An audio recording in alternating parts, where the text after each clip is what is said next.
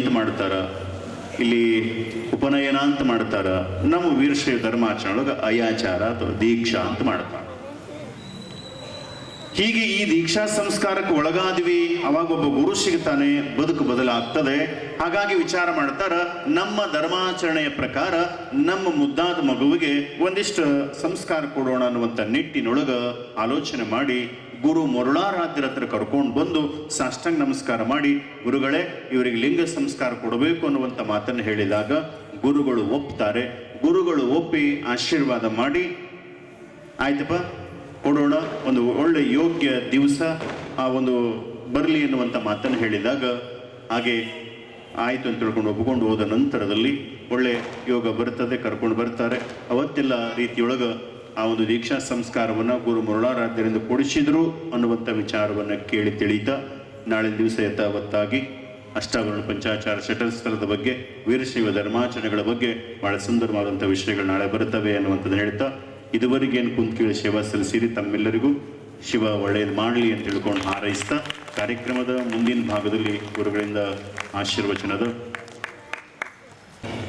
ವೇದಿಕೆಗೆ ದಯಮಾಡಿಸುವ ಮುಖಾಂತರವಾಗಿ ಸಭೆಗೆ ಒಂದೊಳ್ಳೆ ಕೈಲಾಸದೊಳಗ ಶಿವ ವೇದಿಕೆ ಮೇಲೆ ಕುಂತರೆ ಏನೆಲ್ಲ ಕಳೆ ಇರ್ತದ ಆ ಲಕ್ಷಣ ಇವತ್ತಿನ ದಿವಸ ಈ ಸಭೆಗೆ ತಂದು ಕೊಟ್ಟಿರ್ತಕ್ಕಂಥ ಪರಮ ಪೂಜ್ಯ ನಮ್ಮ ಶ್ರೀಮನ್ ನಿರಂಜನ ಪರಮ ಸ್ವರೂಪಿ ಪ್ರಭು ಮಹಾಸ್ವಾಮಿಗಳವರ ಪಾದದಲ್ಲಿ ಭಕ್ತಿಯ ನಮನಗಳನ್ನು ಸಲ್ಲಿಸ್ತಾ, ಅದೇ ರೀತಿಯಾಗಿ ಇವತ್ತಿನ ದಿವಸ ನಿಮ್ಮೆಲ್ಲರ ಭಕ್ತಿ ಪರೀಕ್ಷೆಗೋಸ್ಕರ ಈ ಅನುಭವದ ಅಂಗಳಕ್ಕೆ ಆಶೀರ್ವಾದ ಮತ್ತು ಆಶೀರ್ವಚನ ಮಾಡಲು ಆಗಮಿಸಿರತಕ್ಕಂಥ ಪರಮ ಪೂಜ್ಯ ಶ್ರೀಮನ್ ನಿರಂಜನ ಪರಮ ಸ್ವರೂಪಿ ಚಿಕ್ಕೋಡಿಯ ಪರಮ ಪೂಜ್ಯರು ಕೂಡ ದಯಮಾಡಿಸ್ತಾರೆ.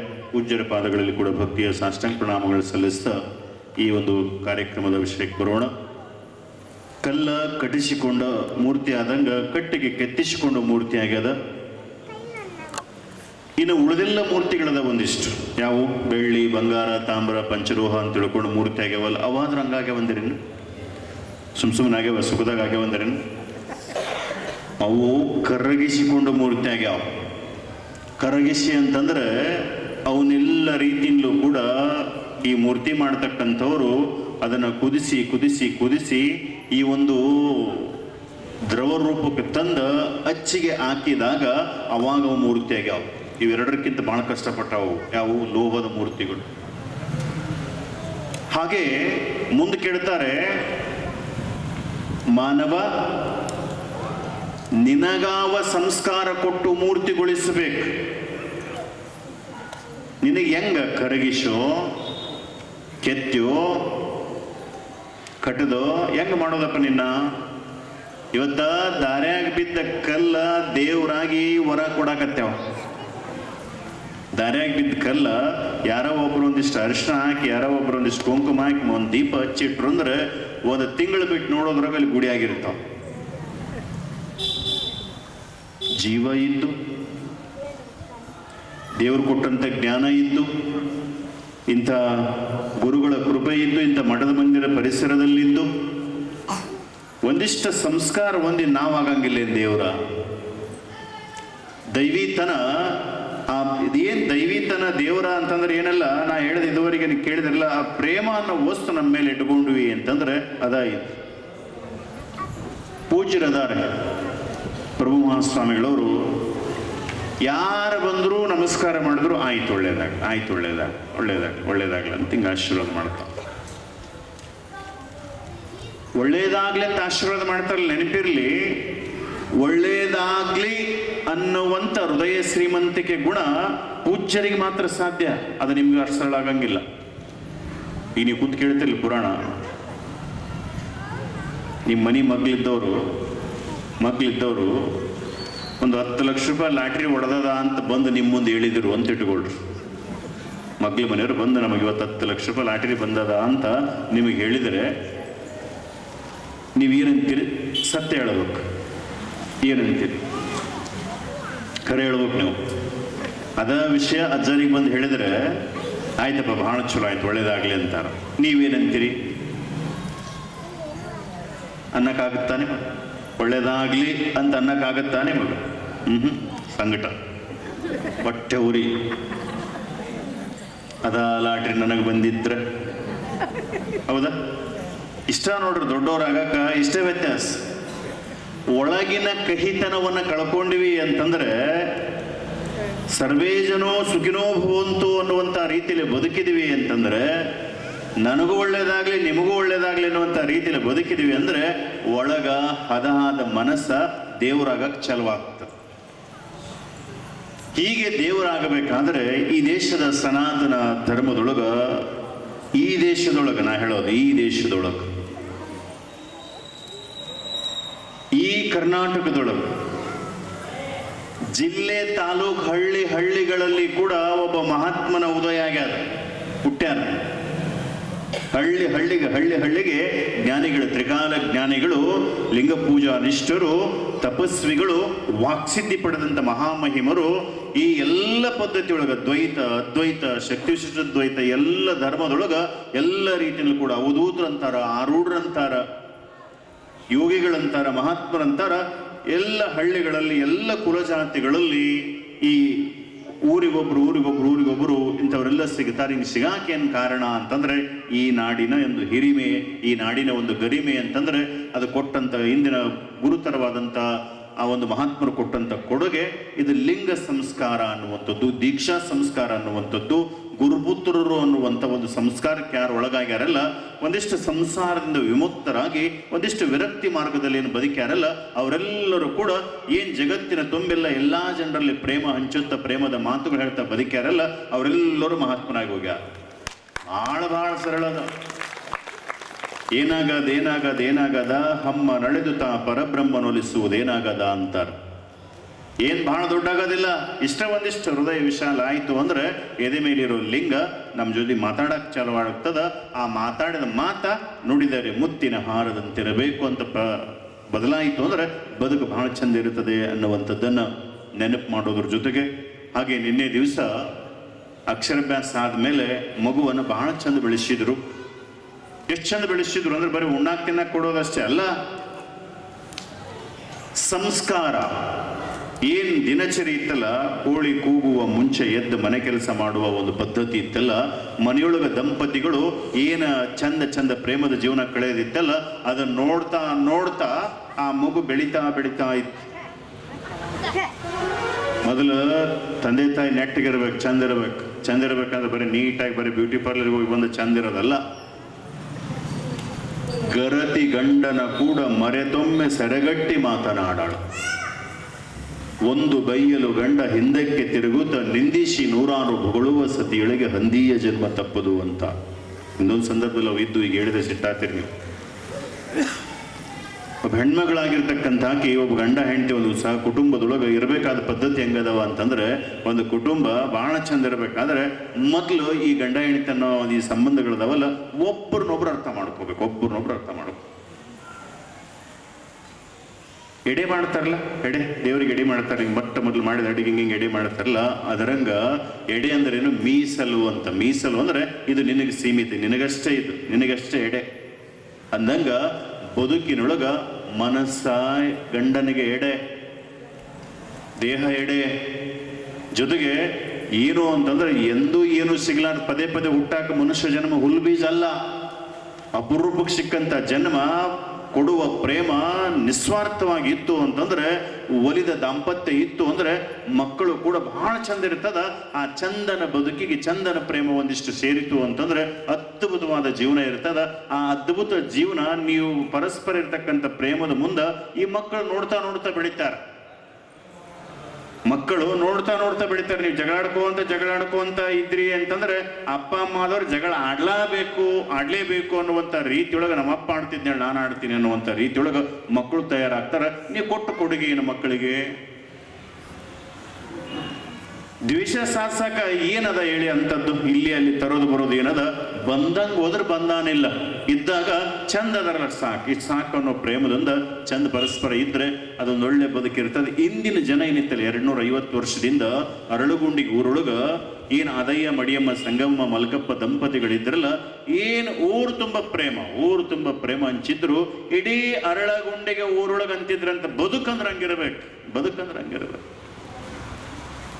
ಗಂಡ ಹೆಂಡತಿ ಅಂದ್ರೆ ಅವ್ರಿದ್ದಂಗ ಇರ್ಬೇಕು. ಒಂದು ದಿವಸ ಎದರ ಬದ್ರ ನಿಂತು ಮಾತಾಡಿಲ್ಲ ಹೆಣ್ಮಗಳು. ಗಂಡನ ಬಗ್ಗೆ ಇನ್ನೊಬ್ಬರ ಮನೆಯಾಗ ಹೋಗಿ ನನ್ನ ಗಂಡ ಹಿಂಗದನ ಅಂತ ಹೇಳಲಿಲ್ಲ ಆ ತಾಯಿ. ಯಾರು? ಮಡಿಯಮ್ಮ ಸಂಗಮ್ಮ. ನಾವ ಹೆಂಗದೀವಿ ಹೇಳ್ರಿ?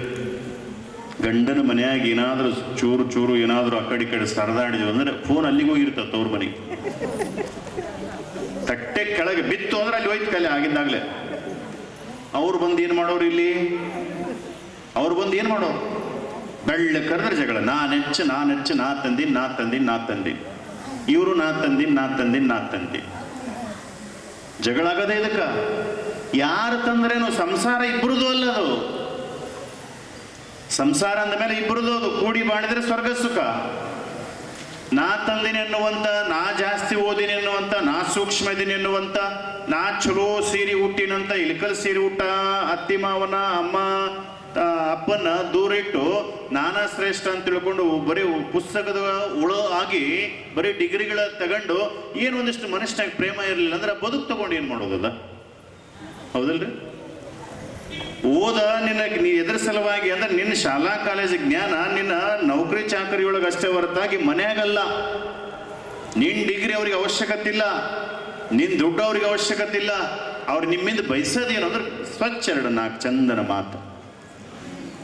ಉಂಡ್ರಿ, ತಿನ್ರಿ, ಕುಂದ್ರಿ, ನಿಂದ್ರಿ, ಬರ್ರಿ, ಆರಾಮದ್ರಿ, ಒಂದಿಷ್ಟು ಸ್ಮೈಲ್, ಒಂಚೂರು ನಗೋದು, ಇಷ್ಟ ನಕ್ಕೊಂತ ಮನ್ಯಾಗಿರೋ ಇಷ್ಟ ಕೇಳೋದು. ನಿಮ್ಮಿಂದ ಏನು ಕೇಳಂಗಿಲ್ಲ ಅವ್ರು ದೊಡ್ಡವ್ರು. ಅದೆಲ್ಲ ಬಿಡೋದು. ಇದನಂದ ಸಣ್ಣ ಕತೆ ಹೇಳಿದ್ರೆ ಗೊತ್ತಾಗ್ತದೆ. ಹಿಂಗ ಒಂದು ಮನೆಯಾಗ ದಿವಸ ಜಗಳ ಆಡ್ತಿದ್ರು ಗಂಡ ಹೆಂಡತಿ. ದಿನ ಜಗಳ. ಎದ್ರ ಸಲುವಾಗಿ ಜಗಳ ಬರ್ತಿತ್ತು ಅಂದ್ರೆ ಊಟಕ್ಕೆ ಕುಂತ್ರು ಅಂತಂದ್ರೆ ಊಟಕ್ಕೆ ನೀಡೋ ಪದ್ಧತಿ ಒಂದು ನಮ್ಮವ್ರ ಮಜಾ ಇತ್ತು. ಆ ಹೆಣ್ಮಗಳ ತಾಟ ತಂದು ಹಿಂಗ ಗಂಡನ ಮುಂದೆ ತಿರುಗಿಸಿ ತಂದು ಮುಂದೆ ತಾಟ ಇಡ್ತಿದ್ಲಿ. ಚಮಚ ತೋರ್ಸಿಂಗಿ ಅನ್ನ ಸಾರ ನೀಡಕ್ಕೆ ಎದಕ್ಕೆ ತೋರಿಸ್ತಿದ್ಲು ಅಂದ್ರೆ ನೆನಪಿರ್ಲಿ, ಅದರ ಮೇಲೆ ಬರ್ದಿತ್ತು. ಎಲ್ಲರ ಮನೆಗೆ ಬರ್ದಿರ್ತಾವ. ಗೊತ್ತದ ನಿಮ್ಗೆ? ಏನು ಬರ್ದಿರ್ತಾರೆ? ಏನು ಬರ್ದಿರ್ತಾರೆ? ಹೋಗಿ ನೋಡ್ರಿ, ಗೊತ್ತಾಗ್ತವ. ಇದು ಮಗಳಿಗೆ ಕೊಟ್ಟಿದ್ದು, ಇದು ನಾ ತಂದಿದ್ದು, ಇದು ಅವ್ರ ಮನೆಯದು ಅಂತ. ಆ ಹೆಣ್ಮಗಳಿಗೆ ತಾಟ್ ತಂದು ಮುಂದಿಟ್ಟ ತಕ್ಷಣ ಅನ್ಸೋದೇನು ಅಂತಂದ್ರೆ ಈಗ ಇಲ್ಲಿ ನೋಡು ಅಂತ ತೋರಿಸ್ದಂಗ ತುತ್ತಿಗೊಂದ್ಸಲ ತೋರಿಸ್ದಂಗ. ಈಗ ಚಮಚ, ಈ ತಾಟ, ಇದು ನಂದ ಅಂತ ತೋರಿಸ್ದಂಗ. ಅವ್ರಿಗೆ ಅವೆಲ್ಲ ಸಾಮಾನು ಒಳಗೆ ಹೆಂಗ ಆಗ್ತಿರ್ತಾವ ಅಂದ್ರೆ ಬಹಳ ತ್ರಾಸ ಕೊಡ್ತಿರ್ತಾವ. ತಂದ ಸಾಮಾನು ತರೋಗೇನ ತಂದ್ರೆ ಚಲೋ ಅಂತ ಅನಿಸ್ತದ. ಕರೆ ವರದಕ್ಷಿಣ ವರೋಪಚಾರ ತಗೊಳ್ಳೋಗಷ್ಟೇ ಖುಷಿ, ತಗೊಂಡ ಮೇಲೆ ಬಹಳ ದುಃಖವು. ಎಷ್ಟು ದುಃಖ ಇರ್ತಾವ ಅಂತಂದ್ರೆ ಅವು ಸಾಮಾನುಗಳು ಅಣಗಿಸ್ತಿರ್ತಾವ. ಏನು ಗಂಡಸ ನೀನ ಅನ್ನಂಗ ಅಂತಿರ್ತಾವ. ಯಾವ ಸಾಮಾನುಗಳು? ನೀನೇ ಯಾಕೆ ಗಂಡಸ, ನಾನಾ ತಂದಿ ನೋಡು ಅನ್ನಂಗೆ ಅಂತಿರ್ತದ. ಈ ನಮ್ಮನೆ ತಾಟಿನೊಳಗೆ ಊಟ ಪಾಠ ನೀಡುವಾಗ ಸ್ವಲ್ಪ ಕುಗ್ಗಿದ ಮನಸ್ಸಿಂದ ಊಟ ಮಾಡಕ್ಕೆ ಪ್ರಾರಂಭ ಮಾಡ್ತಾನ. ದಿನಗಳು ಕಳೀತಾವ. ಅದ ಸಂದರ್ಭ ಹಿಂಗೆ ತಿರುಗಿ ನೋಡಿದ್ರೆ ಅದ ಮಂಚ ಆಕೆ ತಂದಿದ್ದೆ. ಅದು ಹಿಂಗೆ ತಿರುಗಿ ನೋಡ್ತಾನ ಗಾಡ್ರೇಜ್ ಅದು ಆಕೆದ. ತಾಟ ತಂಬಿಗೆ ಎಲ್ಲ ಹಾಕಿವ. ನಾನಾ ತಂದಿ ನೋಡು ಅಂತ ಆಕೆ ಅಂತಿರ್ತಾಳೆ. ಇದು ನಂದು ಅಂತಿರ್ತಾಳ. ಸಿಟ್ಟು ಬಂದವ ಅಂತಾನ. ಸುಮ್ಮನೆ ತಂದೇನಿ? ಸುಮ್ಮನೆ ತಂದೆ ಇಲ್ಲಲ್ಲ. ಇನ್ನು ಮೇಲೆ ನಿನ್ನ ಸಾಕಿ ಸಲುವಾಗಿ ನಿನಗೆ ಬೇಕಾಗಿದ್ದಂತ ನೀ ತಂದಿದ್ದೆ ಅಂತಿವ. ಸಿಟ್ಟು ಬಂದಿವ ಅಂತಾನ. ನಿಂದೆಲ್ಲ ಇದು ನಂದು ಅಂತಿವ ಗಂಡ ಅಂತಾನ. ಹಿಂಗೆ ಜಗಳಾಡ್ಕೊಂತ 10-20 ವರ್ಷ ಹೋಗ್ತಾವ. ಮಕ್ಕಳು ದೊಡ್ಡ ಆಗ್ತಾವ. ಇವಕ್ಕೆ 70-80 ಆಗಿರ್ತಾವ. ಅವ ಮಕ್ಕಳು ಅಂತಾವ, ಏಯಪ್ಪ ನಿಮ್ಮದಲ್ಲೋ ಇದು ನಂಬುದು ಅಂತವ. ಇವು ನಂಬುದು ಅಂತ ಮಕ್ಕಳು ಅಂತಾವ. ನಂದು ನಂದಂತಿವ. ಕೊನೆಗಿದ ಕಿರಿಕಿರಿಯಾಗಿ ನಡೀತದ. ಆ ಕಡೆ ಒಂದಿಷ್ಟು ಮಂದಿ, ಈ ಕಡೆ ಒಂದಿಷ್ಟು ಮಂದಿ ಪಾರ್ಟಿ ಪಂಗಡ ಕಟ್ಟಿ ನಂದ ಅನ್ನೋದ್ರಾಗ ನಡೀತದ. ಇಂಥ ಕುಟುಂಬದೊಳಗೆ ಒಂದು ದಿವಸ ಒಬ್ಬರು ಗುರುಗಳು ಅಲ್ಲಿಗೆ ಬಂದರು, ಮನೆಗೆ ಬಂದರು. ಪೂಜಾ ಮಾಡಿಸಿದ್ರು, ಪ್ರಸಾದ ಆಯಿತು. ಆ ಹೆಣ್ಮಗಳು ಊಟಕ್ಕೆ ನೀಡಿದ ಮೇಲೆ, ಪ್ರಸಾದ ಆದಮೇಲೆ ನಮಸ್ಕಾರ ಮಾಡಿ ಎಲ್ಲೋ ಮಗ್ಗಲ ಮನೆಗೆ ಮಾತಾಡಕ್ಕೆ ಹೋಗ್ಲಿ. ಈ ಗುರುಗಳು ಎದುರಿ ಕುಂತ ಆ ಭಕ್ತ, ಯಾರವ ಕುಂತ. ಗುರುಗಳು ಮುಂದೆ ಕೇಳಿಕೊಂಡ ತನ್ನ ದುಃಖ. ಗುರುಗಳೇ, ನಮಗೆ ಯಾರು ಮಾಡಿಸ್ಯಾರೇನ್ರಿ ಗೊತ್ತಿಲ್ಲ. ನಮ್ಮ ಮನೆಗೆ ನೆಮ್ಮದಿನೇ ಇಲ್ಲ. ಕುಂತರು ಜಗಳ, ನಿಂತರು ಜಗಳ, ಬರೀ ಕಿರಿಕಿರಿ. ನಮಗೆ ಗೊತ್ತಿಲ್ಲ ಅವಾಗ ಮಳೆ ಮೇಲೆ ಏನೋ ಬೀಳ್ತಾವ. ಯಾರ್ಯಾರೋ ನಿಂಬೆಹಣ್ಣು ಹೋಗಿತಾರ. ಯಾಕೆಂದ್ರೆ ನಮ್ಗೆ ಭಾಳ ತ್ರಾಸ ಆಗ್ಯದ, ಭಾಳ ಜಗಳ ಆಗ್ಯದ ಅಂತ ಗುರುಗಳು ಸೂಕ್ಷ್ಮ ಗಮನಿಸಿದ್ರೆ 2-3 ತಾಸಿನೊಳಗೆ ಇದು ಎದಕ್ಕಾಗತ್ತೆ ಏನಾಗತ್ತೆ ಅಂತೆಲ್ಲ ಗುರುತಿದ್ರು. ಅಲ್ರಿ ಇದೆಲ್ಲ ನಿಲ್ಬೇಕು ನಮಗ, ಆ ಮನೆ ಆರಾಮಾಗಬೇಕು. ಆರಾಮಾಗಬೇಕಾದ್ರೆ ಏನು ಮಾಡ್ಬೇಕ್ರಿ ಗುರುಗಳ? ನೋಡಪ್ಪ, ಕರೆದು ಪ್ರಸಾದ ಮಾಡಿಸಿದ್ದಿ, ಕಾಣಿಕೆ ಕೊಟ್ಟಿದ್ದಿ, ನನ್ನ ಮನಸ್ಸಿಗೆ ಗೆದ್ದಿದ್ದಿ, ಆದ್ರೆ ನಿನ್ನ ದುಃಖ ನಾನು ಬಗೆಹರಿಸ್ತೀನಿ, ಪರಿಹಾರ ಮಾಡ್ತೀನಿ, ನಾ ಹೇಳ್ದಂಗೆ ನೀ ಕೇಳ್ಬೇಕು ನೋಡು. ಆಯ್ತ್ರಪ್ಪ, ಏನಿಲ್ಲ, ನಿನಗೊಂದು ಮಂತ್ರ ಹೇಳ್ತೀನಿ, ದಿನಕ್ಕೆ 108 ಬಾರಿ ಅನ್ಬೇಕು. 108 ಬಾರಿ ಆ ಮಂತ್ರ ಅನ್ಬೇಕು. ಅಂದೆ ಅಂದ್ರೆ ನೀನು ಏನಿಲ್ಲ, ಒಂದು ವಾರ ಒಪ್ಪತ್ತಿನೊಳಗೆ ನಿನ್ನ ಮನೆ ಭಾರಿ ಚಂದ ಇರ್ತದೆ, ಆರಾಮ ಇರ್ತಿದೆಯಾ ಅಂತ. ಹೌದ್ರಿ ಗುರುಗಳ, ಭಾಳ ಚಲೋ ಆಯ್ತಲ್ರಿ. ಅಲ್ರಿ ಗುರುಗಳ, ನಮ್ಗೆ ರಾಮ್ ರೂಮ್ ಚೂಮಿ ದೊಡ್ಡ ಮಂತ್ರಗಳು ಅನ್ನಕ್ಕೆ ಬರಂಗಿಲ್ಲ, ಮತ್ತೆ ಹೆಂಗ್ರಿ ಅಂತ. ಭಾಳ ಸರಳ ಮಂತ್ರ ಹೇಳ್ತೀನಿ ನಿನಗೆ, ಕಷ್ಟದ ಮಂತ್ರ ಅಲ್ಲ, ಭಾಳ ಸರಳ ಮಂತ್ರ ಹೇಳ್ತೀನಿ, ನಾ ಹೇಳ್ದಂಗೆ ಮಾಡು, ಅದರಂಗೆ ಆಯಿತು ಅಂದ್ರೆ ಕೆಲಸ ಆಗ್ತದೆ ನಿಂದು ಅಂತ. ಆಯ್ತು ರೀ ಗುರುಗಳ. ಈಗ ಆ ಮಂತ್ರ ನಾನು ನಿಮಗೆ ಹೇಳ್ತೀನಿ. ಯಾರಿಗೆ ಮನೆಯಾಗ ಜಗಳದವ, ಈ ಜಗಳ ಪರಿಹಾರ ರಿಸಲ್ಟ್ ನಮ್ಗೆ ನಾಳೆಗೆ ಗೊತ್ತಾತವ. ಈಗ ಚಂದ ಕುಂದ್ರಿ, ಅದು ಹೇಳ್ತಾನಲ್ಲಿ ಗುರು ಹೇಳ್ತಾನೆ ನೋಡಪ್ಪ, ಮೊದ್ಲು ನಾನು ನಿನಗೆ ಮಂತ್ರೋಪದೇಶ ಮಾಡಬೇಕಾದ್ರೆ ಮೊದಲು ನೀ ಚಂದ ಕುಂದಿರ್ಬೇಕು ಅಂದ ಗುರು. ಆಯ್ತು ರೀ ಗುರುಗಳ ಅಂತ ಈಗ ನೀ ಮಾಡಿದ್ರಲ್ಲ, ಅದ್ರಂಗೆ ಹಿಂಗೆ ಸರದು ಕುಂತ ಮೇಲೆ ಇನ್ನೊಂದು ಮಾತು ಹೇಳಿದ್ರು. ಈ ಮಂತ್ರ ಅನ್ನುವಾಗ ಸ್ವಲ್ಪ ನಗುತ್ತಿರಬೇಕು, ಅವಕಾಶ ಇಲ್ಲ, ಸುಮ್ಮನೆ ಸ್ವಲ್ಪ ಸ್ಮೈಲ್, ಜಸ್ಟ್ ಸ್ಮೈಲ್ ಅಲ್ಲಷ್ಟೇ. ಈ ಹೂ ಅರಳೋ ಟೈಮ್ನಾಗ ಹೆಂಗೆ ಹೆಸಳು ಬಿಚ್ಚಿರ್ತಾವಲ್ಲ ಆ ಥರ. 2 ಕೈ ಹಿಂಗೆ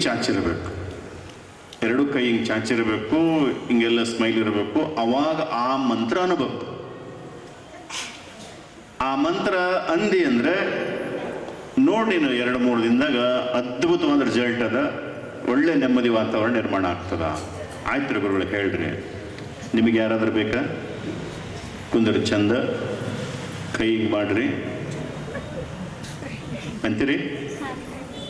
ಹೇಳಿದ ಗುರು, ಎಲ್ಲ ನಿಮ್ಮದ, ಎಲ್ಲ ನಿಮ್ಮದ, ಎಲ್ಲ ನಿಮ್ಮದ, ಎಲ್ಲ ನಿಮ್ಮದ. ಇದ ಮಂತ್ರ 108 ಸಲ ಅನ್ಬೇಕು ದಿನಕ್ಕೆ.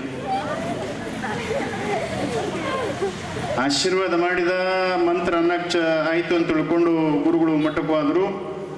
ಖಾಲಿ ಕುಂದ್ರೋದೇನದ, ಇವತ್ತಿನ 108 ಸಲ ಮುಗಿಸಿದ್ರೆ ಆಯ್ತು ಅಂತ ತಿಳ್ಕೊಂಡು ಅಲ್ಲೇ ಕಟ್ಟಿ ಕುಂತ್ಕೊಂಡ, 2 ಕೈ ಚಾಚಿದ, ಸ್ಮೈಲ್ ಮಾಡಿದ, ಎಲ್ಲ ನಿಮ್ಮದ, ಎಲ್ಲ ನಿಮ್ಮದ, ಎಲ್ಲ ನಿಮ್ಮದ ಅನ್ಕೊಂತ ಕುಂತ ಹೊರಗೋದು ಹೇಳ್ತಿ ಎದುರಿಗೆ ಬಂದು ಎಲ್ಲ ನಿಮ್ಮದ ಅಂತ ಹಿಂಗೆ ನೋಡ್ಕೊಂತ ಅಂದ.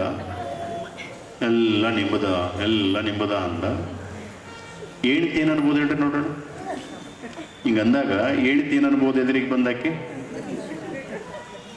ನಂದೇನೈತ್ರಿ, ಎಲ್ಲ ನಿಮ್ಮದ ಅನ್ಲಕ್ಕೆ. ನಂದೇನೈತ್ರಿ, ಎಲ್ಲ ನಿಮ್ಮದ ಅಂತ ಹೇಳ್ತಿ ಅನ್ಲು.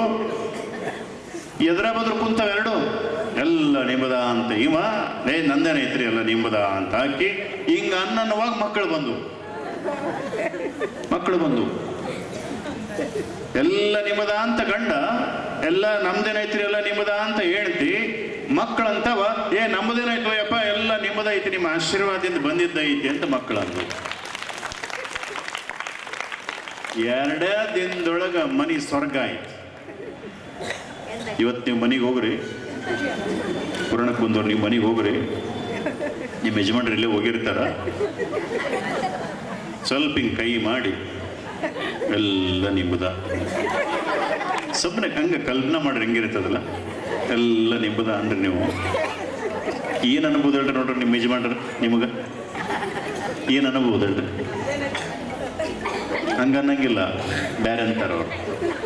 ಪುರಾಣಕ್ಕೆ ಹೋಗಿದ್ರು ಎಲ್ಲಿ ತೆಲಿಗಿಲಿ ಕೆಟ್ಟದ ನೀವರಿಗೆ ಅಂತ, ಹೌದಂತೀರಿ? ಫಸ್ಟ್ ಬರೋದ ಆಲೋಚನೆ. ಅದಾದ ಮೇಲೆ ಎಲ್ಲ ನಿಮ್ಮದು ಅನ್ಕೊಂತ ಹೋದ್ರಿ ಅಂತಂದ್ರೆ ಸ್ವಲ್ಪ ಇನ್ನೊಬ್ರು ತಿಳಿದವ್ರು ಅಂತಾರೆ, ಏನೋ ಬದಲೆಗಳನ್ನ ಹೇಳ್ತಿ, ಭಾಳ ಚಲೋ ಆಯ್ತು ಅಂತ ತಿಳ್ಕೊಂಡು ಮರುದಿವ್ಸ ಅರ್ಧ ತೊಲಿ ಬಂಗಾರ ತಂದು ಕೊಟ್ರ ಹೇಳಕ್ ಬರಂಗಿಲ್ಲ.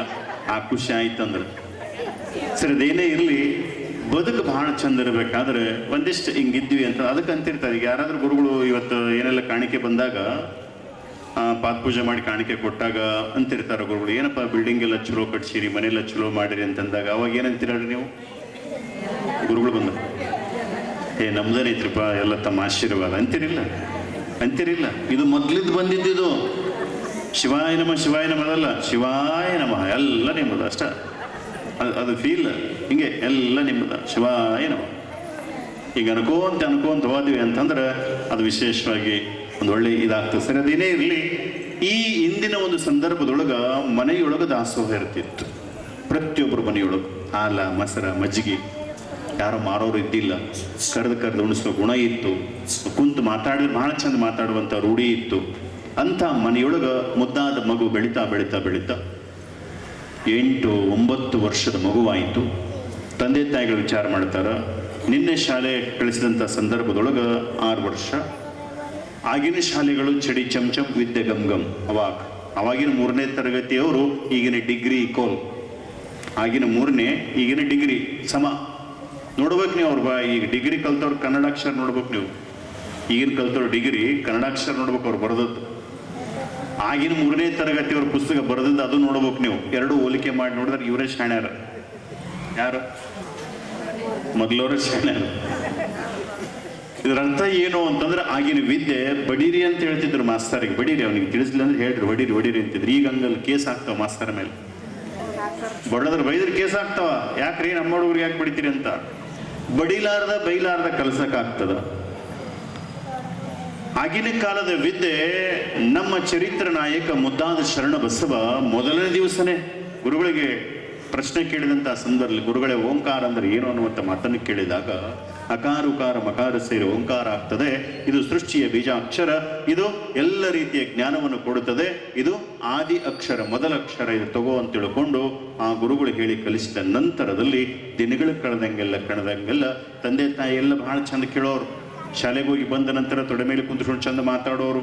ಹಾಗೆ ಅಲ್ಲಿ ನಡೆದಂಥ ಘಟನೆಗಳೆಲ್ಲ ಹೇಳೋದು ಕೇಳೋದು. ಹಿಂಗೆ 3 ವರ್ಷ ಕಳೀತು. 9 ವರ್ಷ ಆಯಿತು. 9 ವರ್ಷ ಆದಮೇಲೆ ನಮ್ಮ ವೀರಶೈವ ಧರ್ಮಾಚರಣೆಗಳಿಗೆ ಒಂದು ಪದ್ಧತಿ ಅದಾವ. ಏನ ಪದ್ಧತಿ ಅಂತಂದ್ರೆ ಸಂಸ್ಕಾರ ಕೊಡೋದು. ಸಂಸ್ಕಾರ ಅಂದ್ರೇನು? ಧರ್ಮದೊಳಗೆ ಹಾಕ್ಕೊಳ್ಳೋದು ಅಂದ್ರೇನು? ಒಂದು ಟ್ರ್ಯಾಕಿಗೆ ಒಂದು ಪದ್ಧತಿ ಪ್ರಕಾರ ಬೆಳೆಸುವಂಥದ್ದು. ಇದರ ಅರ್ಥ ಏನು ಅಂತಂದ್ರೆ,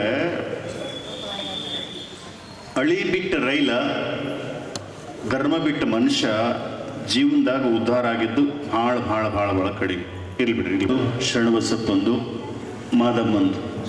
ಗಂಡಿನ ಕಡೆ ಆಗವ್ರು ಯಾರು, ಹೆಣ್ಣಿನ ಕಡೆ ಆಗವ್ರು ಯಾರು, ತಮ್ಮ ಒಂದು ಸೇವಾ ತಿಳಿಸ್ಬೇಕನ್ನುವಂಥ ವಿಚಾರವನ್ನು ಹೇಳಿತ್ತು. ಹಾಗಾಗಿ ಗಂಡಿನ ಕಡೆ ನಾವು ಆಗ್ತೀವಿ ಅಂತ ತಿಳ್ಕೊಂಡು ಈಗಾಗಲೇ ಒಬ್ರು ಒಪ್ಪಿದ್ದಾರೆ. ಹೆಣ್ಣಿನ ಕಡೆ ಯಾರಾಗ್ತೀರಿ ಅನ್ನುವಂಥ ವಿಚಾರವನ್ನು ಕೇಳಿದರೆ ಆ ಒಂದು ಬೀಗರು ಬಿಜರೆಲ್ಲ ಕರೆಕ್ಟ್ ಆಗ್ತಾರೆ. ಮದುವೆ ಕಾರ್ಯಕ್ರಮ ಚೆಂದ ಆಗ್ತದೆ. ಏನು ಭಾಳ ಅಂತಿಲ್ಲ, ಏನು ತರಬೇಕು, ಏನು ಮಾಡ್ಬೇಕು ಅನ್ನುವಂಥ ವಿಚಾರ ಕೇಳಿದಾಗ, ಮದುವೆ ಅಂದರೆ ಲಕ್ಷ ಖರ್ಚು ಮಾಡಿದ್ರು ಮದುವೆನೇ, 1000 ರೂಪಾಯಿದಾಗ ಮಾಡಿದ್ರು ಮದುವೆನೇ. ನಿಮ್ಮ ಪ್ರೀತಿ, ನಿಮ್ಮ ಉತ್ಸಾಹ. ನಾವು ಹೇಳೋದೇನು ಅಂದರೆ, ಹೆಣ್ಣಿನವ್ರು ಗಂಡಿಗೆ ಬಟ್ಟೆ ತಂಬರಿ, ಗಂಡಿನವ್ರು ಹೆಣ್ಣಿಗೆ ಬಟ್ಟೆ ತರ್ತಾರೆ ಒಂದು. ಆಮೇಲೆ ಈ ಪೂಜಾ ಸಾಮಾನದ ಖರ್ಚು ಇಬ್ಬರು ಕೂಡಿ ಖರ್ಚು ಕೊಡ್ರಿ ಅಂತ ಇಷ್ಟು ಮಾತ್ರ ಹೇಳ್ತೀವಿ. ಇದಕ್ಕೂ ಮೀರಿ ನೀವು ತಿಳಿದಂಗೆ ನಿಮ್ಮ ಇಷ್ಟಾನುಸಾರವಾದಂಥ ರೀತಿಯೊಳಗೆ ಜಾಸ್ತಿ ಏನಾದರೂ ಮಾಡಬಹುದು ಅನ್ನುವಂಥ ವಿಷಯ. ಏನಾದರೂ ಮಾಡ್ಬೋದು ಅಂದ್ರೆ ಮತ್ತೆ ಏನೇನಲ್ಲ, ಮತ್ತಿಷ್ಟು ಸಿಹಿ ಪದಾರ್ಥಗಳನ್ನು ಬಂದಂಥ ಭಕ್ತರಿಗೆ ಎಲ್ಲ ರೀತಿಯಿಂದ ಅಡುಗೆ ಇನ್ನೊಂದು ಏನಾದರೂ ಮಾಡ್ಬೋದು ಅನ್ನುವಂಥದ್ದನ್ನು ಹೇಳೋದ್ರ ಜೊತೆಗೆ, ಆಮೇಲೆ ಸೀಮಂತ ಕಾರ್ಯಕ್ರಮ ತಮಗೆಲ್ಲ ತಿಳಿದಿರುವಂಥ ವಿಚಾರ. ಶುಕ್ರವಾರ 27ನೇ ತಾರೀಕದ ಸೀಮಂತ ಕಾರ್ಯಕ್ರಮ. ಮಾದಮ್ಮನ ಸೀಮಂತ ಕಾರ್ಯಕ್ರಮದೊಟ್ಟಿಗೆ ನಿಮ್ಮ ಊರೊಳಗೆ ಚೊಚ್ಚಲ ಗರ್ಭಿಣಿಯರಿದ್ದರೆ ಮಾದಮ್ಮನೊಟ್ಟಿಗೆ ಆ ತಾಯಿಯಂದರನ್ನು ಕೂಡಿಸಿ ಪರಿಪೂರ್ಣ ಹೆಣ್ಣಿನ ಸಂಕೇತವಾಗಿರ್ತಕ್ಕಂಥ ಆ ಹೆಣ್ಮಗಳಿಗೆ ಉಡಿ ತುಂಬಿ ಬಾಗಿನ ಕೊಟ್ಟು ತಾವೆಲ್ಲ ಹಾಡಿ ಅವ್ರಿಗೆ ಬೇಕಾದ ಪಡಿ ಪದಾರ್ಥಗಳನ್ನು ಪ್ರಸಾದ ರೂಪದೊಳಗೆ ತಂದು ಕೊಟ್ಟು ರುಚಿಯಾದ ಅಡಿಗೆ ಬೈಕೆ ಅನ್ನುವಂಥದ್ದು, ಆ ಬೈಕೆ ಬುತ್ತಿ ಅಂತಂದು ಆ ತಾಯಿಯಂದರಿಗೆ ಉಣಿಸಿ ಅವ್ರ ಹೆಸರಿನ ಮೇಲೆ ನಾವು ಒಂದಿಷ್ಟೆಲ್ಲರೂ ಸ್ವಲ್ಪ ತಗೊಂಡು ಏನದ ಆ ಒಂದು ಬೈಕೆ ಬುತ್ತಿ ಕಾರ್ಯಕ್ರಮ ಅವತ್ತಿರ್ತದೆ. ಆ ಒಂದು ಬೈಕೆ ಬುತ್ತಿ ಕಾರ್ಯಕ್ರಮಕ್ಕೆ ಬರುವಂತಹ ಸಂದರ್ಭದಲ್ಲಿ ತಾವು ತಮ್ಮ ಮನೆಯಿಂದ ಉಡುಗೊರೆಯಾಗಿ ಸೀರೆ, ಕಣ ಅಥವಾ ಇನ್ನಿತರ ಏನಾದರೂ ಮುಯ್ಯ ಆಯಾರ ಏನಾದರೂ ತಂದು ಬರ್ಸ್ತಕ್ಕಂಥವ್ರು ಬರೆಸ್ಬೋದು. ಆಮೇಲೆ ಹಾಡಾಡ್ತಕ್ಕಂಥವ್ರಿಗೆ ಅವಕಾಶ ಇರ್ತದೆ. ಬೈಕೆ ಬುತ್ತಿನೇ ಹಾಡಾಡ್ಬೇಕು, ಮತ್ತು ಸಿನಿಮಾ ಹಾಡಾಡಿರಿ, ಅದೊಂದು ಕಾರ್ಯಕ್ರಮ ಇರ್ತದೆ. ಅದು 27ನೇ ತಾರೀಕು ಅನ್ನುವಂಥದ್ದು ಹೇಳ್ತಾ ಆ ಎಲ್ಲ ಕಾರ್ಯಕ್ರಮದಲ್ಲಿ ಭಾಗಿಯಾಗಿ ಅಂತ ಅನ್ನೋದನ್ನು ಹೇಳಿ ಇವತ್ತಿನ ದಿವಸ ಇವತ್ತಿನ ಕಾರ್ಯಕ್ರಮಕ್ಕೆ ಆಗಮಿಸಿರ್ತಕ್ಕಂಥ ಪೂಜ್ಯರಿಗೆ 101 ರೂಪಾಯಿ, ನಮಗೆ 101 ರೂಪಾಯಿ, ಗವಾಯಿಗಳಿಗೆ 101 ರೂಪಾಯಿ, ತಬಲಾಜವರಿಗೆ 50 ರೂಪಾಯಿ, ಗವಾಯಿಗಳಿಗೆ 50 ರೂಪಾಯಿ ಕಾಣಿಕೆಯನ್ನು ಕೊಟ್ಟಿದ್ದಾರೆ. ಕೊಟ್ಟಂಥ ಭಕ್ತಾದಿಗಳಿಗೆ ಆಯುಷಾರೋಗ್ಯವಾಗಿ ಸುಖಶಾಂತಿ ಸಂಪದ ಕೊಡಲಿ ಅಂತ ತಿಳ್ಕೊಂಡು ಹಾರೈಸ್ತಾ, ಇದು ಯಾರು ಕೊಟ್ಟಾರು ಬರೋದಿಲ್ಲ, ಗುಪ್ತ ಕಾಣಿಕೆ. ಈಗ ವರದಿ ವಾಚನ.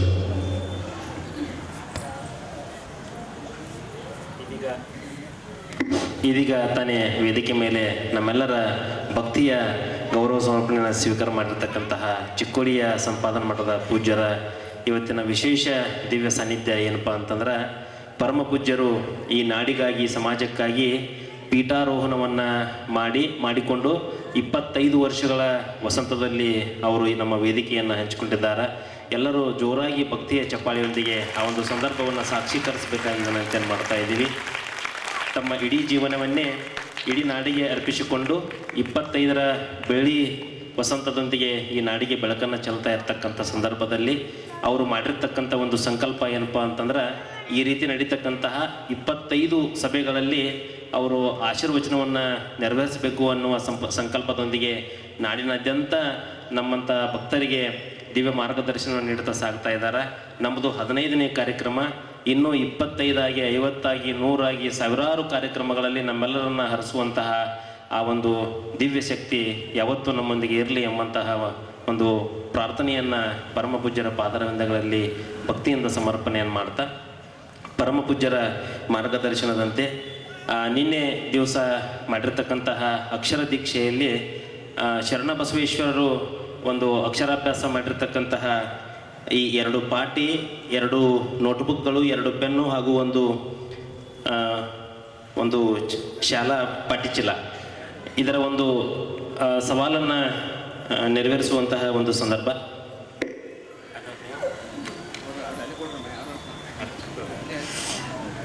ನಿಮ್ಮಿಂದ 2 ಸೆಟ್ ಅದ,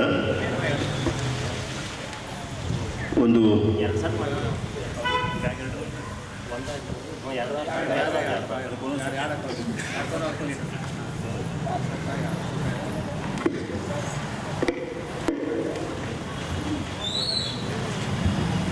ಚಿಮ್ಮಡ ಗ್ರಾಮದ ಎಲ್ಲ ಶರಣ ತಂದೆ ತಾಯಿಗಳು ತಿಳಿಸೋದಂದರೆ, ಇಲ್ಲೊಂದಿಷ್ಟು ಬೆಲೆ ಕಟ್ಟಲಾಗದ ಸಂಪತ್ತು ಈ ವಿದ್ಯಾ ಸಂಪತ್ತು. ಮಹಾತ್ಮರ ಆಶೀರ್ವಾದದಿಂದ ನಿಮ್ಮ ಮನೆಗೆ ಬರತಕ್ಕಂಥದ್ದು. ಯಾರು ಇದರ ಬಗ್ಗೆ ಒಲುವದ ಅಂಥವ್ರು ಬೇಕಿದ್ದವರು ಕೇಳಿ ಆ ಮಕ್ಕಳಿಗೆ ಕೊಡೋದ್ರಿಂದ ಆ ಶರಣರ ಅಭ್ಯಾಸ ಮಾಡಿರ್ತಕ್ಕಂಥ ಒಂದಿಷ್ಟು ಆ ವಸ್ತುಗಳನ್ನ ಮಕ್ಕಳಿಗೆ ಕೊಟ್ಟರೆ ಅದು ಅವ್ರ ವಿದ್ಯಾ ಬುದ್ಧಿ ಚೆನ್ನಾಗಿ ಬರ್ತದೆ ಅನ್ನುವಂಥದ್ದು. ಕೇಳುವಂಥವ್ರು ಬೇಗ ಬೇಗನೆ ಕೇಳಿ, ಸಮಯ ಭಾಳ ಆಗಿದೆ, ಯಾಕೋ ಹನಿ ಚಾಲು ಆಗ್ತದೆ. ದೈವದ ಭಕ್ತಿ ಬೇಡಿಕೆ 51,000. ದೈವದ ಭಕ್ತಿ ಬೇಡಿಕೆ ಅಂದರೆ ಇದಕ್ಕೆ ಬೆಲೆ ಕಟ್ಟಕ್ಕೆ ಆಗಂಗಿಲ್ಲ ಅಂತ ಅಷ್ಟು ಹೇಳ್ತೀವಿ. ನೀವು ಎಷ್ಟಾದರೂ ಕೇಳ್ಬೋದು, 101 ಕೇಳ್ಬೋದು, 501 ಕೇಳ್ಬೋದು, 1001 ಕೇಳ್ಬೋದು.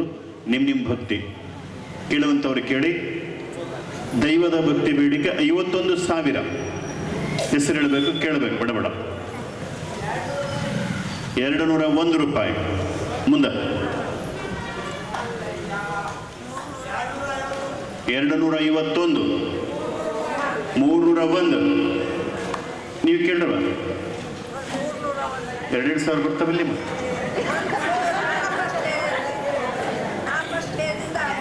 ಎಷ್ಟವ ನಿಂದ? 300. ಅವ್ರು ಹೇಳ್ಯಾರ 311 ನಿಂದ. 311. ಮುಂದೆ 401. ಈ ಕಡೆ 501. 501 ಒಂದು ಸಾರಿ.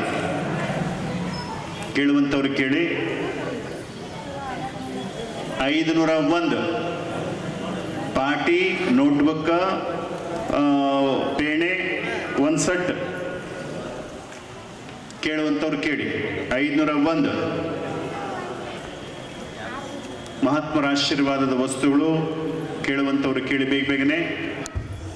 ನೀವು ಅಂಗಡಿಯಾಗ ಹೋದ್ರೆ ನಿಮ್ಗೆ ಇನ್ನೂ ಕಡಿಮೆ ಸಿಗ್ಬೋದು, ಆ ಮಾತು ಬೇರೆ. ಆದರೆ ದೈವ ಮತ್ತು ಗುರುಗಳ ಆಶೀರ್ವಾದ ಮತ್ತು ಶರಣಬಸಪ್ಪನ ಆಶೀರ್ವಾದದೊಂದಿಗೆ ಬರತಕ್ಕಂಥ ವಸ್ತು ಮೊಟ್ಟ ಮೊದಲ ಶಾಲೆಗೆ ಹೋಗ್ತಕ್ಕಂಥ ಮಕ್ಕಳು ಇದ್ರಾಗ ಬರೆದ್ರು ಅಂದರೆ ಅವ್ರ ಆಶೀರ್ವಾದ ಆಗ್ತದೆ. ಕೇಳಿ 501. ಯಾರಿಗೆ ಕೇಳಿದವ್ರು 501 ಹೆಸರು ಹೇಳ್ರಿ. ಶಕುಂತಲಾ ಪೂಜಾರಿ ಅವರು 501. ಒಂದು ಸಾರಿ.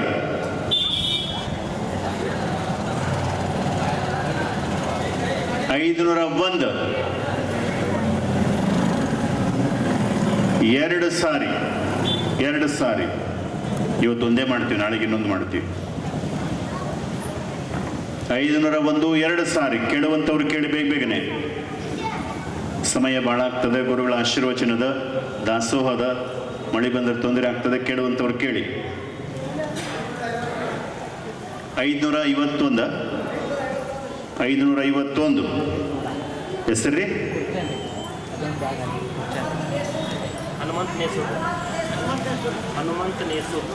ಹನುಮಂತ ನೇಸೂರ್. 551 ಒಂದು ಸಾರಿ. 2 ಸಾರಿ. ಕೇಳ್ತಿದ್ವಿ ಮುಗಿಸಿದ್ರಿ ಅಂತ ಆಮೇಲೆ ನನಗನ್ಬೇಡ್ರಿ.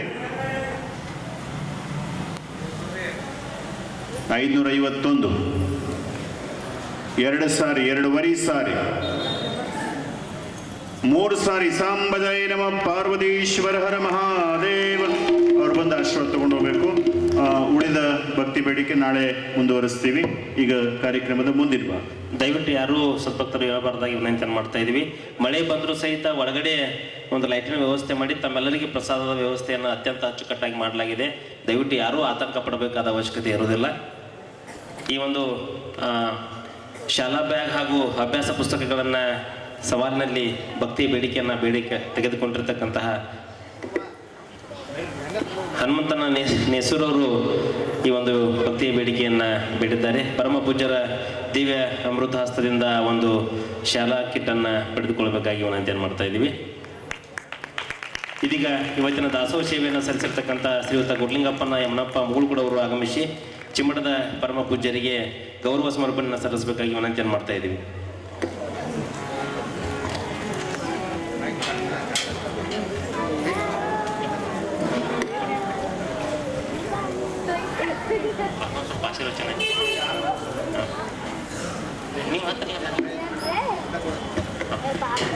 ಈ ಒಂದು ಗೌರವ ಸಮರ್ಪಣೆಯೊಂದಿಗೆ ವೇದಿಕೆ ಮೇಲಿರತಕ್ಕಂತಹ ಚಿಕ್ಕೋಡಿಯ ಸಂಪಾದನಾ ಮಠದ ಪರಮ ಪೂಜ್ಯರಿಂದ ಸದ್ಭಕ್ತರನ್ನು ಉದ್ದೇಶಿಸಿ ಆಶೀರ್ವಚನ.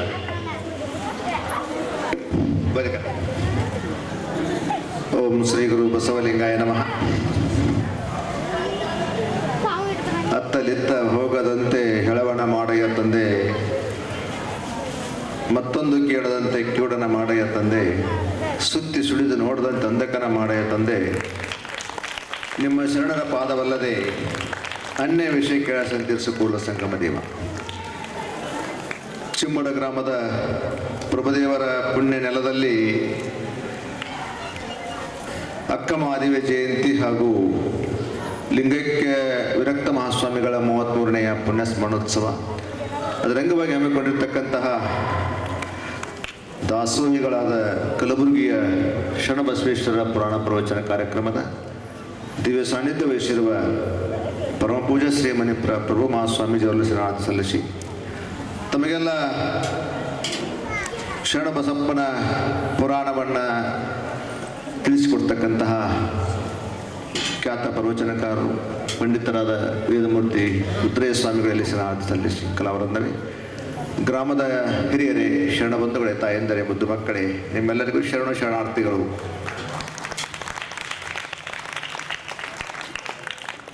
ನಿನ್ನೆ ಮೊನ್ನೆ ಮಳೆ ಬಂದಿತ್ತ ನಿಮ್ಮೂರ? ಇಲ್ಲ. ಇವತ್ತು ಯಾಕೆ ಬರಕತ್ತ ಹೇಳ್ರಿ? ಇವರು ಹಬ್ಬಗಳು ಮೊನ್ನೆ ಊರಿಗೆ ಬಂದಿರು ಚಿಕ್ಕೋಡಿಗೆ ತೋರ್ಸ್ಕೊಂಬಂದಾರ. ಅಲ್ಲಿದೆ ಇವರು ನಮ್ಮನ್ನು ತೋರಿಸಿ ಕಳಿಸೋ ಸಂಬಂಧ ಈ ಪ್ಲ್ಯಾನ್ ಮಾಡಿ ಅವ್ರು. ನಾವು ತೋರಿಸ್ಕೊಳಕ್ಕೆ ತಯಾರಿದ್ದೇವೆ, ನೀವು ತೋರಿಸ್ಕೊಳಕ್ಕೆ ತಯಾರಾಗಬೇಕು. ಮತ್ತೆ ಅಕ್ಕಮಾದೇವಿ ಹೇಳ್ತಾಳೆ, ಲೋಕದ ಚೇಷ್ಟೆಗೆ ರವಿ ಬೀಜವಾದಂತೆ ಕರಳಂಗಳ ಚೇಷ್ಟೆಗೆ ಮಣವೇ ಬೀಜ ಎನಗೊಳ್ಳುದೊಂದು ಮಣ. ಆ ಮನ ನಿಮ್ಮಲ್ಲಿ ಒಡವೆರದ ಬಳಿಕ ನನಗೆ ಬಹು ಉಂಟೆ ಚನ್ನಮಲ್ಲಿಕಾರ್ಜುನ. ಮನುಷ್ಯನ ಬಗ್ಗೆ ಇರ್ತಕ್ಕಂಥ ವಚನ ಇದು. ಮನಸ್ಸು ಖಾಲಿ ಇರಬಾರ್ದು. ಮನಸ್ಸಿಗೆ ಒಳ್ಳೆಯ ವಿಚಾರಗಳನ್ನು ನಾವು ಮಾಡ್ತಾ ಇರಬೇಕು. Empty mind is a devil workshop. ಖಾಲಿ ಮನಸ್ಸು ದೆವ್ವದ ಫ್ಯಾಕ್ಟ್ರಿ ಅಂತ. ಆ ದೆವ್ವದ ಫ್ಯಾಕ್ಟ್ರಿ ಏನು ಹುಡ್ತಾವ್ ಹೇಳಕ್ ಬರೋದಿಲ್ಲ. ಅದಕ್ಕಾಗಿ ಮನಸ್ಸಿನೊಳಗೆ ಯಾವಾಗಲೂ ಒಳ್ಳೆಯ ವಿಚಾರಗಳನ್ನ ಮಾಡ್ತಾ ಇರಬೇಕು. ನಮ್ಮ ಮನಸ್ಸನ್ನ ಯಾವಾಗಲೂ ದೇವರ ಚಿಂತನೆಗೆ ಹಚ್ಚಬೇಕು. ಜನಪದದಲ್ಲಿ ಬರೀತಾರೆ, ಜಾಣಿನ ಮಗಳನ್ನ ಯಾರೇ ಕೊಡಲೇವ್ವ, ಕ್ವಾಟಿ ಮೇಲಿರುವ ಕೊರವ ಕೊಟ್ಟರ ಕಸಬರಿಗೆ ಚಿಂತೆ ನನಗಿಲ್ಲ. ಜನಪದದಲ್ಲಿ ಇರತಕ್ಕಂತಹ ಹಳ್ಳಿಯ ತಾಯಿ ಹಾಡಿರ್ತಕ್ಕಂಥ ಹಾಡಿದು. ಜಾಣಿನ ಮಗಳು ಅಂದ್ರೆ ಮನಸ್ಸಂತಕ್ಕಂಥ ಮಗಳನ್ನ ಯಾರಿಗೆ ಕೊಡಬೇಕು? ಕ್ವಾಟಿ ಮ್ಯಾಗಿರುವ ಕೊರವ ಅಂದ್ರೆ ಪರಮಾತ್ಮ. ಆ ಪರಮಾತ್ಮನಿಗೆ ಮನಸ್ಸನ್ನ ಕೊಟ್ಟು ಬಿಟ್ರೆ ಕಸಬರಿಗೆ ಚಿಂತೆ ಇಲ್ಲ. ಕಸಬರಿಗೆ ಅಂದ್ರೆ ಯಮ. ನಮ್ಮ ಮನಸ್ಸು ದೇವರ ಚಿಂತನೆ ಮಾಡಕತ್ತಂದ್ರೆ ಯಮ ಸಜೆಕ್ ನಮ್ಮ ಸಮೀಪ ಬರಂಗಿಲ್ಲ ಅಂತ ಜನಪದ ಗರತಿ ಹಾಡ್ತಾಳೆ. ಅದಕ್ಕಾಗಿ ಮನಸ್ಸಿನಲ್ಲಿ ಯಾವಾಗಲೂ ದೇವ ಚಿಂತನೆ, ದೇವ ಸ್ಮರಣೆ ಯಾವಾಗಲೂ ಇರಬೇಕಿದೆ. ಭಗವದ್ಗೀತೆಯಲ್ಲಿ ಕೃಷ್ಣ ಹೇಳಿದ ಏನಂದ್ರೆ, ಅರ್ಜುನ ಕೇಳ್ತಾನೆ, ಚಂಚಲಮಿ ಮನಕೃಷ್ಣ ಪರಮಾತ್ಮ ಬಲವದೃಢಂ ತಶಃ ನಿಗ್ರಹ ಮಣ್ಣೆ ವಾಯೋರಿವ ದುಷ್ಕರಂ. ಪರಮಾತ್ಮ, ನನ್ನ ಮನಸ್ಸು ಬಹಳ ಚಂಚಲ ಆಕತೈತಿ, ಅದಕ್ಕೇನು ಮಾಡಲಿ? ಗಾಳಿಗಿಂತಲೂ ವೇಗವಾಗಿ ಹೋಗತಕ್ಕಂಥದ್ದು ಮನಸ್ಸು. ಅದಕ್ಕೆ ಅವ ಹೇಳಿದ, ಅಭ್ಯಾಸೇನದು ಕೌಂತೆಯ ವೈರಾಗ್ಯೇನ ಚ ಗೃಹ್ಯತೆ. ಎರಡು ಸಾಧನೆ ಮಾಡ್ಬೇಕು ನೀ, ಅಭ್ಯಾಸ ಮತ್ತು ವೈರಾಗ್ಯ. ವೈರಾಗ್ಯ ಅಂದ್ರೆ ಏನು? ಸ್ವಾಮಿ ಒಳಗೋದಲ್ಲ. ಮತ್ತೆ ವೈರಾಗ್ಯ ಅಂದ್ರೆ ಸಾಕು ಅಂದ್ರೆ ಸಾದ ವೈರಾಗ್ಯ.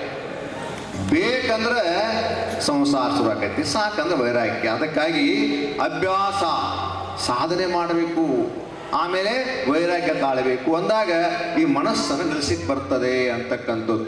ಈ ಮನಸ್ಸು ಬಹಳ ಚಿಂತೆ ಮಾಡ್ತದೆ. ಅದಕ್ಕೆ ಹೇಳಿದ್ಲಕ್ಕಿ, ಲೋಕದ ಚೇಷ್ಟೆಗೆ ರವಿ ಬೀಜವಾದಂತೆ.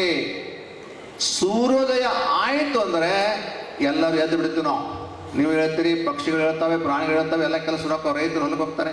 ಸೂರ್ಯೋದಯ ಆಗ್ಲಿಕ್ಕಂದ್ರೆ ಏನೂ ಕೆಲಸ ನಡೆಯಂಗಿಲ್ಲ. ಈ ನಿಸರ್ಗದಲ್ಲಿ ಸೂರ್ಯನ ಅವಶ್ಯಕತೆ ಭಾಳ ಅದೆ. ಅದಕ್ಕೆ ಅಕ್ಮದ ಹೇಳಿದ್ದು, ಲೋಕದ ವ್ಯವಹಾರಗಳು ನಡಿಬೇಕು ಅಂದ್ರೆ ಸೂರ್ಯ ಉದಯ ಆಗಬೇಕು. ಆಮೇಲೆ ಮನವೇ ಬೀಜ. ಮನಸ್ಸು ಕೂಡ ಬೀಜನೇ. ಲೋಕದ ಚೇಷ್ಟೆ ಕರಣಗಳ ಚೇಷ್ಟೆಗೆ. ಕರಣ ಅಂದ್ರೆ ಇಂದ್ರಿಯಗಳು, ಕಣ್ಣ, ಕಿವಿ, ಮೂಗು, ನಾಲಿಗೆ, ತ್ವಚ. ಪಂಚೇಂದ್ರಿಯಗಳು, ಪಂಚ ಕರ್ಮೇಂದ್ರಿಯಗಳು, ಪಂಚ ಜ್ಞಾನೇಂದ್ರಿಯಗಳು ಅಂತ ಹತ್ತದ. ಇವುಗಳ ವ್ಯವಹಾರಕ್ಕೆ ಮನಸ್ಸೇ ಕಾರಣ. ಮನ ಏವ ಮನುಷ್ಯಾಣಂ ಕಾರಣಂ ಬಂಧ ಮೋಕ್ಷಯೋ. ಮನುಷ್ಯನ ಬಂಧನಕ್ಕೂ ಮತ್ತು ಬಿಡುಗಡೆಗೂ ಮನಸ್ಸೇ ಕಾರಣ ಅಂತಕ್ಕಂಥ ಮಾತನ್ನ ವೇದದಲ್ಲಿ ಬರೀತಾರೆ. ಆ ದೃಷ್ಟಿಯೊಳಗೆ ಮನಸ್ಸನ್ನು ನಿಗ್ರಹಿಸಿಕೊಳ್ಬೇಕು. ಬಸವಣ್ಣ ಮತ್ತೊಂದು ಕಡೆ ಬರೀತಾರೆ, ಈ ಮನಸ್ಸು ಹೆಂಗದಂದ್ರೆ ಮಂಗೆ ಇದ್ದಂಗೆ ಐತಿ. ಅಂಧನವನೇರಿದ ಸೊನಗ ನಾ ಇದ್ದಂಗೆ ಐತಿ. ಮಂಗೆ ಇದ್ದಂಗೆ ಐತಿ ಅಂದ್ರೆ ಅವರು ಬರೀ ಮಂಗೆ ಇದ್ದಂಗೆ ಇದ್ರೆ ಚಲೋ. ಮತ್ತೆ ಹೆಂಗೈತಿ ಅಂದ್ರೆ ಸುಭಾಷಿತ ಬರೀತಾನೆ, ಮರ್ಕಟಶ್ಯ ಸುರಾಪಾನಂ ತಚ್ಚ ವರ್ಷಿಕ ದಷ್ಟನಂ. ಒಂದು ಮಂಗ್ಯಾಗ ಕುಡಿಸಿಬಿಟ್ರಂತ. ಏನು ಕುಡಿಸ್ಯಾರೋ ಅದನ್ನ ಕೇಳಕ್ಕೆ ಹೋಗ್ಬೇಡ್ರಿ, ಕುಡಿಸಿದ್ರು ಅವರು. ಅದು ಮತ್ತೊಟ್ಟು ಜಿಗಾರ ಶುರು ಮಾಡಿತ್ತು. ಅದಕ್ಕೊಂದು ಚೋಳು ಕಡಿತು. ತಚ್ಚ ವರ್ಷಿಕ ದಷ್ಟನಂ ಏತನ ಮಧ್ಯೆ ಭೂತ ಸಂಚಾರ. ಅಲ್ಪ ದೇವ್ ಬಡ್ಕೋತದ ಮಂಗ್ಯಾಗನ. ಗತಿ ಏನಾಗಿರ್ಬೇಕಾದ್ರದ? ಯದ್ವಾ ತದ್ವಾ ಗಮಿಷ್ಯತಿ. ಎತ್ತ ಪಿತ್ತರ್ ಹುಡಕ್ ಶುರು ಮಾಡ್ತತ್ತ. ಹಂಗ ಮನುಷ್ಯನ ಮನಸ್ಸದೆ. ಇಂಥ ಮನಸ್ಸನ್ನು ನಿಗ್ರಹಿಸೋದು ಬಹಳಷ್ಟು ಮುಖ್ಯವಾಗಿರ್ತಕ್ಕಂಥದ್ದು. ಅದಕ್ಕಾಗಿ ಹೇಳಿದ್ರು, ಅಭ್ಯಾಸ ಏನು ತಕ್ಕಂತೆ ವೈರಾಗ್ಯ ಗುರಿಯತೆ. ನಿಗ್ರಹಿಸಬೇಕು. ಅದನ್ನ ನಿಜಗುಣಿಸಿಗಳು ಬರೀತಾರೆ. ಕೋಗಿಲೆ ಚಲುವ ಕೋಗಿಲೆ, ಮುದ್ದು ಕೋಗಿಲೆ, ಜಾಣ ಕೋಗಿಲೆ ಅಂತ ಕೈವಲ್ಯ ಪದ್ಧತಿಯಲ್ಲಿ ಬರೀತಾರೆ ನಿಜಗುಣಿಸಿಗಳು. ಅಂದ್ರೆ ಯಾರು ಮನಸ್ಸನ್ನ ಸ್ವಚ್ಛ ಇಟ್ಕೊಳ್ತಾರೆ, ಮನಸ್ಸನ್ನು ಚಲೋ ಇಟ್ಕೊಳ್ತಾರೆ, ಅದು ಕೋಗಿಲೆ ಅಂತಂದ್ರು ಅವರು. ಅದಕ್ಕೆ ಜಾಣ ಕೋಗಿಲೆ ಅಂದ್ರು, ಮುದ್ದು ಕೋಗಿಲೆ ಅಂದ್ರು. ಹಂಗ ನಮ್ಮ ಮನಸ್ಸುಗಳು ಉಳಿಬೇಕು. ಇಲ್ಲಾಂದ್ರೆ ಮನಸ್ಸು ಕೆಟ್ಟು ಹೋತಂದ್ರೆ ಎಲ್ಲ ಕೆಟ್ಟು ಹೋಗ್ತದೆ. ಒಬ್ಬ 80 ವರ್ಷದ ಮುದುಕ ಹೊಂಟಿದ್ದ ದಾರಿ ಹಿಡ್ಕೊಂಡು. ಆ ಊರಿನ ಮಹಾರಾಣಿ ತೀರ್ಕೊಂಡಿದ್ದ. ದಂಗರಾಸ ನಾವು ಬಂದು ಏನು ದಂಗರಾಸ ಇದೆ ಅಂದ್ರೆ, ಈ ಊರಿನ ಮಹಾರಾಣಿ ಇವತ್ತು ತೀರ್ಕೊಂಡಿದ್ದಾಳೆ, ಯಾರು ಇವತ್ತು ಶೋಕಾಚರಣೆ ಮಾಡಬೇಕು, ಯಾರು ಇವತ್ತು ಕಾರ್ಯಕ್ರಮ ಮಾಡಕ್ಕೆ ಹೋಗಬಾರ್ದು ಅಂತ ತಿಳ್ಕೊಂಡು ದಂಗರಾಸ ಇರಿದವ. ಯಾವಾಗ ಮಹಾರಾಣಿ ತೀರ್ಕೊಂಡಾಳು ಅನ್ನೋ ಶಬ್ದವನ್ನು 80 ವರ್ಷದ ಮುದುಕ್ ಕೇಳಿದ, ಅಳ್ಳಾಕ ಶುರು ಮಾಡಿದವ. ಅಳ್ಕೋತ ಹೊಂಟ. ಹಿಂದೊಬ್ಬರು ಮಹಾತ್ಮ ಬರಕತ್ತಿದ್ರು, ಅವರು ಕೇಳಿದ್ರು ಮಹಾರಾಣಿ ತಿರ್ಕೊಂಡದ್ದನ್ನು. ನೀವು ಅಳುದನ್ನು ನೋಡಿ ಕೇಳ್ತಾರೋ. ಆ ಮಹಾರಾಣಿ ತಿರ್ಕೊಂಡದ್ದು ಕೇಳಿದ ಕೂಡಲೇ, ನೀ ಯಾಕೆ ಅಳಕತ್ತಿದಿ, ನಿನಗೇನೇನು ಸಹಾಯ ಮಾಡಿದ್ರನವರು, ನಿನಗೇನು ಸಂಬಂಧ ಆಗ್ಬೇಕನ್ನವರು. ನನಗೇನು ಸಂಬಂಧ ಇಲ್ಲರಿ ಅಂದೆವು ಮುದುಕ. ಮತ್ತು ನಿನಗೆ ಕೊಟ್ಟಿದ್ರಣ ಅವ್ರು ಏನೇನು ಸಹಾಯ, ದನ ಪಣ ಏನೋ ಸಹಕಾರ ಮಾಡಿದ್ರು, ಏನೂ ಕೊಟ್ಟಿಲ್ರಿ, ಮತ್ತು ಯಾಕೆ ಅಳಕತ್ತಿ ಅಂದ ಕೂಡಲೇ ಮುದುಕಂದ, ನನಗೀಗ 80 ವರ್ಷ ಆಗ್ಯಾವ್ರಿ, ನನಗೆ 50 ವರ್ಷ ಇದ್ದಾಗ ನಾನು ಏನು ತಿಳ್ಕೊಂಡ್ಲು, ಆಕೆ ಹೆಸರು ಮಹಾರಾಣಿ, ಮಹಾರಾಣಿ ಇತ್ತು. ಈ ಮಹಾರಾಣಿ ತಿಳ್ಕೊಂಡು ಸುದ್ದಿ ಕೇಳಿ ನನ್ನ ಹೆಂಡತಿ ನೆನಪಾತು, ಅದಕ್ಕೆ ಅಳಾಕ್ಸರು ಮಾಡೇನ್ರಿ ಅಂದತ್ತಾವ. 80 ವರ್ಷ ಅದಾವ, ಮನಸ್ಸು ಹಂಗೆ ಹೋಗ್ತದೆ, ಹಿಂದೆ ಹೋಗ್ಬಿಡ್ತಕ್ಕಲ್ಲ. ಅದಕ್ಕಾಗಿ ಹೇಳಿದರು, ಧ್ಯಾಯತ ವಿಷಯಾನ್ ಪುಂಸಃ ಸಂಗಸ್ತೆ ಸೂಪಜಾಯತೆ, ಸಂಗಾ ಸಂಜಾಯತೆ ಕಾಮಃ, ಕಾಮಾತ್ ಕ್ರೋಧೋ ವಿಜಾಯತೆ, ಕ್ರೋಧಾತ್ ಭವತಿ ಸಮೋಹ, ಸಮೋಹಾತ್ ಸ್ಮೃತಿ ಬ್ರಹ್ಮ, ಸ್ಮೃತಿ ಭ್ರಂಶಾತ್ ಬುದ್ಧಿನಾಶೋ, ಬುದ್ಧಿನಾಶಾತ್ ಪುನಶ್ಯತಿ. ಕಾಮ ಉತ್ಪತ್ತಿ ಆಗ್ತದೆ, ಮನಸ್ಸು ವಿಷಯ ಸಂಗ್ರಹ ಮಾಡೋದ್ರಿಂದ. ಆಮೇಲೆ ಕ್ರೋಧ, ಲೋಭ, ಮೋಹ ಇವೆಲ್ಲ ಹುಟ್ಟುಕೊಂಡ ಮೇಲೆ ನಮ್ಮ ಜೀವನ ನಾಶ ಆಗ್ತದೆ. ಮನಸ್ಸು ಚಲೋ ಇರಬೇಕಂದ್ರೆ ನಾವು ಇಂತಹ ಪುರಾಣ ಪ್ರವಚನ ಕೇಳಬೇಕು. ಇವತ್ತು ಶುರುವಾಗಿ 8 ದಿವಸ ಆತಿ ಪುರಾಣ, 2 ದಿವಸ ಆತ್ರಿ, 5 ದಿವಸ. ಶಾಲ್ಯಾಗ ಮಾಸ್ತರ್ ಹುಡುಗನ ಕೇಳಿದ್ರಂತ, ವರ್ಷದ ದಿವಸ ಎಟ್ಟದಾವು ಅಂತೇಳಿ. ಹುಡುಗ ಭಾಳ ಶಾಣೆ ಇದ್ದಾವ. ಎತ್ತನೆ ತಿಳಿದ 365 ರೀ ಅಂದವ. ಕರೆಕ್ಟ್ ಹೇಳಿದಪ್ಪ ಅಂದರು. ಮತ್ತೊಂದು ಪ್ರಶ್ನೆ ಕೇಳಿದ್ರು ಅವರು, ವರ್ಷದಾಗ ರಾತ್ರಿ ಎಟ್ಟದಾವು ಅಂತ ಕೇಳಿದ್ರು ಅವರು. ಹುಡುಗ ನಿಂತ ಹೇಳಿದ 10 ರೀ ಅಂದವ. ಮಾಸ್ತರ್ ಗಾಬರಿ ಅದಾವ. ಅದ್ಯಾಂಗಪ್ಪ ಅಂದರು, 9 ನವರಾತ್ರಿ, 1 ಶಿವರಾತ್ರಿ, ಇವಟ್ಟೆ ಉಳಿದು ರಾತ್ರಿ ಸಂಬಂಧ ಇಲ್ಲ ಅಂದ ಹುಡುಗ. ಅವೆಲ್ಲ ಮಲ್ಕೊಳ್ಳೋ ರಾತ್ರಿ ಅವು. ಇವೇನದಾವಲ್ಲ ಅವು ಜಾಗರಣೆ, ಎಚ್ಚರಿಸುವ ರಾತ್ರಿಗಳು 10. ಸತ್ಯ ಅದು ಅವು ಹೇಳಿದ ಕರ್ಣ. ಇಲ್ಲಿನೂ ಕೂಡ ಏನು ಉಳಿದಿರ್ತಕ್ಕಂಥ ರಾತ್ರಿಗಳು 9 ಅದಾವೆ ನಾಳಿಂದ ನಿಮಗೂ. ಅವು ನಿಮ್ಮನ್ನು ಎಚ್ಚರ ಮಾಡ್ತಕ್ಕಂಥ ರಾತ್ರಿಗಳು ತಿಳ್ಕೊಂಡು ನೀವು ದಿನಾಲೂ ಎಲ್ಲ ಕೆಲಸ ಬಿಟ್ಟು ಪುರಾಣ ಕೇಳಕ್ಕೆ ಬರ್ಬೇಕು, ಪ್ರವಚನ ಕೇಳಬೇಕು. ಯಾಕಂದರೆ ಕಲಬುರಗಿ ಶರಣಬಸವೇಶ್ವರ ಪುರಾಣ ಭಾಳ ದೊಡ್ಡ ದಾಸೋಹಿಗಳು. ಕಲಬುರಗಿ ಶರಣಪ್ಪ ಅಂದರೆ ದಾಸೋಹಿಗಳು. ಇವತ್ತು ಅವರ ಹೊಲದಾಗ ಕುರುಬರು ಸಗರಪ್ಪ ಹೊಲ ಮಾಡಕ್ಕೆ ಕೊಟ್ಟಿರ್ತಾರೆ. ಒಬ್ರಿಗೆ ಹೊಲ ಮಾಡಕ್ಕೆ ಕೊಟ್ಟ ಜೋಳ ಹಾಕಿರ್ತಾರೆ. ಜೋಳದ ತೆನೆ ಚಲೋ ಆಗಿರ್ತದೆ, ಸೀಟ್ನಾಗಿರ್ತದೆ. ಹೊಲ ಮಾಡಕ್ಕೆ ಕೊಟ್ಟ ಮೇಲೆ ಹೊಲಕ್ಕೆ ಹೋಗ್ಬಾರ್ದು ಮಾಲಕರು. ಶರಣಪ್ಪ ಹೊಲಕ್ಕೆ ಹೋಗ್ತಾರೆ, ತೆನೆ ನೋಡ್ತಾರೆ, ಗುಬ್ಬಿ ನೋಡ್ತಾರೆ, ಭಾಳ ಖುಷಿ ಆಕೈತಿ. ನಾವು ಆದ್ರೆ ಏನು ಮಾಡ್ತೀವಿ, ಕವನೆ ತೂರ್ತೀವಿ, ಹಾರಿಸಿಬಿಡ್ತೀವಿ ಅವ್ರು ಗುಬ್ಬಿಗಳನ್ನ. ಕಲ್ಲೋಗೋದು ಹಾರಿಸ್ಲಿಲ್ಲ ಅವ್ರು. 4 ಹಂಡೆ ತೊಗೊಂಡು ಹೋದ್ರ ಹೊಲಕ್ಕೆ. 4 ಮೂಲೆ ಒಂದೊಂದು ತೆಗೆದು ಹಂಡೆ ಉಗದ ನೀರು ತಂದು ತುಂಬಕ್ಕೆ ಶುರು ಮಾಡಿದ್ರು ಗಂಟ ಹಿಂಗೆ ಇಬ್ಬರು. ಹಿಂಗೆ ನಾವು ಹೊಲದ ಮಾಲಕರು ಮಾಡಿದ್ರೆ ಹೊಲ ಯಾರು ಮಾಡ್ತಾರೋ? ನಮ್ಮದು ಯಾರದಾರೆ? ನಮ್ಮ ಹೊಲ ಮಾಡ್ತಾರ ಯಾರೇ? ಯಾಕೆ ಹಿಂಗೆ ಮಾಡ್ಯಾರ ಅಂತ ಕೇಳಿದ್ರೆ, ಹೊಲದಾಗ ಕಾಳು ತಿಂದಿರ್ತಕ್ಕಂಥ ಗುಬ್ಬಿ ನೀರು ಕುಡಿಯಾಕ ಕಟ್ಟಾಡಿ ದೂರ ಹೋಗ್ಬಾರ್ದು, ಇಲ್ಲೇ ನೀರು ಕುಡ್ದು ಇಲ್ಲೇ ತಿನ್ಕೋತ ಇಲ್ಲೇ ಇರಲಿ ಅಂದ ಶರಣಪ್ಪನವರು. ನೋಡಿ, ಆ ವರ್ಷ ರಾಶಿ ಮಾಡಿದ್ರೆ ವರ್ಷ ಕೆಟ್ಟ ಆಗ್ಬೇಕಾದ್ರೆ ಡಬಲ್ ರಾಶಿ ದೇವ್ರು ಕೊಡ್ತಾನೆ. ನಾವು ಒಂದು ಕೈಯಿಂದ ದೇವ್ರಿಗೆ ಕೊಟ್ಟ ದೇವ್ರು ನಮಗೆ 10 ಕೈಯಿಂದ ಕೊಡ್ತಾನೆ. ಪಕ್ಷಿಗಳಲ್ಲಿ ದೇವರನ್ನ ಕಂಡಿರ್ತಕ್ಕಂಥವರು ಕಲಬುರಗಿ ಶರಣ ಬಸಪ್ಪನವರು ಅನ್ನೋದು ನಾವು ಮರಿಬಾರ್ದು. ದೇವರು ಯಾವ್ಯಾವ ರೂಪದ ಬರ್ತಾ ಹೇಳಕ್ಕೆ ಬರೋದಿಲ್ಲ. ಆದಷ್ಟು ಒಳಗೆ ಅಂಥ ಪುಣ್ಯಾತ್ಮನ ಚರಿತ್ರೆಯನ್ನು ಪೂಜ್ಯರು ಹಚ್ಚಿದ್ದಾರೆ. ನಮಗೆ ಲಾಸ್ಟಿಗೆ ಬರಬೇಕಾಗಿತ್ತು. ನಾವು 28, 29, 30 ಬರ್ರಂದ್ರೆ ಅವರು, ಅವಾಗ ನಾವು ಖಾಲಿ ಅಲ್ಲರಿ ಅಂದು ನಾವು. ಯಾಕಂದರೆ ಹಳ್ಳಿಗಳಲ್ಲಿ ಪ್ರವಚನಗಳನ್ನ 5 ದಿವಸ ಪ್ರವಚನಗಳನ್ನ ನಾವು ಮಾಡಕತ್ತಿದ್ದೀವಿ. ಆದಷ್ಟು ಒಳಗೆ ಇವತ್ತೊಂದು ದಿವಸ ಖಾಲಿ ಇದ್ದದಕ್ಕಾಗಿ ನಿಮಗೆಲ್ಲ ನೋಡಿಕೊಂಡು ಭೇಟಿಯಾಗಿ ನಮ್ಮ ಪ್ರವಚನ ಹೇಳ್ತಕ್ಕಂಥ ಶಾಸ್ತ್ರಿಗಳವರನ್ನು ಭೇಟಿಯಾಗಿ ಹೋಗಬೇಕು ಅಂತ ತಿಳ್ಕೊಂಡು ಇವತ್ತು ಆಗಮಿಸಿದ್ವಿ. ಮಳೆ ಮಾತ್ರ ಬರೋಂಗಿಲ್ಲ ನಾವು ಹೋಗೋತಕ್ಕ. ಯಾಕಂದ್ರೆ ನಾವು ದೋಸ್ಗಳವ್ರಲ್ಲ, ನಾವು ಇವರು ದೋಸವರು. ಅದಕ್ಕಾಗಿ ಅಲ್ಲಿ ಚಿಂಚಣಿ ಮಠ ನೋಡಿ, ಚಿಂಚಣಿ ಮಠದಲ್ಲಿನೂ ಕೂಡ ಅಲ್ಲಂಪ್ರಭು ದೇವರ ಮಠ ಇದೆ, ಅಲ್ಲಿ ಗದ್ದಿಗಿದೆ. ಇಲ್ಲಿನೂ ಕೂಡ ಅಲ್ಲಂಪ್ರಭು ಗದ್ದಿಗಿದೆ. ಅಲ್ಲಂಪ್ರಭು ದೇವರು ಹಿಂಗೆಲ್ಲ ಸಂಚಾರ ನೋಡ್ಕೊತಾನೆ ಹೋಗಿರ್ತಕ್ಕಂಥದ್ದು ಕಲ್ಯಾಣಕ್ಕೆ. ಅಲ್ಲಿನೂ ಕೂಡ ಮೊನ್ನೆ ಬಸವಪುರಾಣ ಹಚ್ಚಿದ್ರು 11 ದಿವಸ. ಇವತ್ತು ಮುಗಿರ್ತದೆ ಮಧ್ಯಾಹ್ನದಾಗ. ಒಂದು 5,000 ತಾಯಿಂದ ಉಡಿ ತುಂಬೋ ಕಾರ್ಯಕ್ರಮ ಮಾಡಿ ಅಲ್ಲಂಪ್ರಭು ದೇವರು ಎಲ್ಲೆಲ್ಲಿ ಪಾದಸ್ಪರ್ಶ ಮಾಡಿದ್ದಾರೆ, ಆ ನೆಲ ಪುಣ್ಯಕ್ಷೇತ್ರವಾಗಿದೆ ಅನ್ನೋದಕ್ಕೆ ಇವೆಲ್ಲ ಸಾಕ್ಷಿಗಳು ಇವತ್ತು ನಮ್ಮ ಕಣ್ಮುಂದೆ ಕಾಣ್ತವೆ. ಸಿಮ್ಮಡ ಗ್ರಾಮದ ಬಗ್ಗೆ ಅದಕ್ಕೆ ಹೇಳಂಗೆ ಇಲ್ಲ. ನಮ್ಮ ಕೊಪ್ಪಳದ ಜಗದ್ಗುರು ಯೂಟ್ಯೂಬ್ದಾಗ ಹೇಳಿಬಿಟ್ಟಿದ್ದಾರೆ. ಚಿಮ್ಮಡ ಭಕ್ತ ಎಂಥವರು, ಚಿಮ್ಮಡ ಭಕ್ತ ಪ್ರಭುದ ಸಂಬಂಧ ಏನು ತ್ಯಾಗ ಮಾಡ್ತಾರೆ, ಎಷ್ಟು ದಾನ ಮಾಡ್ತಾರೆ, ಎಷ್ಟು ದಾಸೋಹ ಮಾಡ್ತಾರೆ. ಅವರು ಮಣಿ ನೋಡಂಗಿಲ್ಲ, ಮಠ ಮಂದಿರ ಕಡ್ಲಕ್ಷಿರ್ತಕ್ಕಂಥ ಭಕ್ತರು ಇಲ್ಲದಿದ್ದರೆ ಅವರು ಚಿಮ್ಮಡ ಭಕ್ತರು ಅನ್ನೋದನ್ನು ನಮ್ಮ ಗವಿಸಿದ್ದೇಶ್ವರ ಸ್ವಾಮೀಜಿಯವರು ಹೇಳಿಬಿಟ್ಟಿದ್ದಾರೆ. ಹೀಗಾಗಿ ಮಠ ಗುಡಿ ಇವೆಲ್ಲವನ್ನು ಬೆಳೆಸ್ತಕ್ಕಂಥ ದೊಡ್ಡ ಜವಾಬ್ದಾರಿ ಗುರುಗಳು, ಭಕ್ತರದು ಮತ್ತು ಗುರುಗಳದು.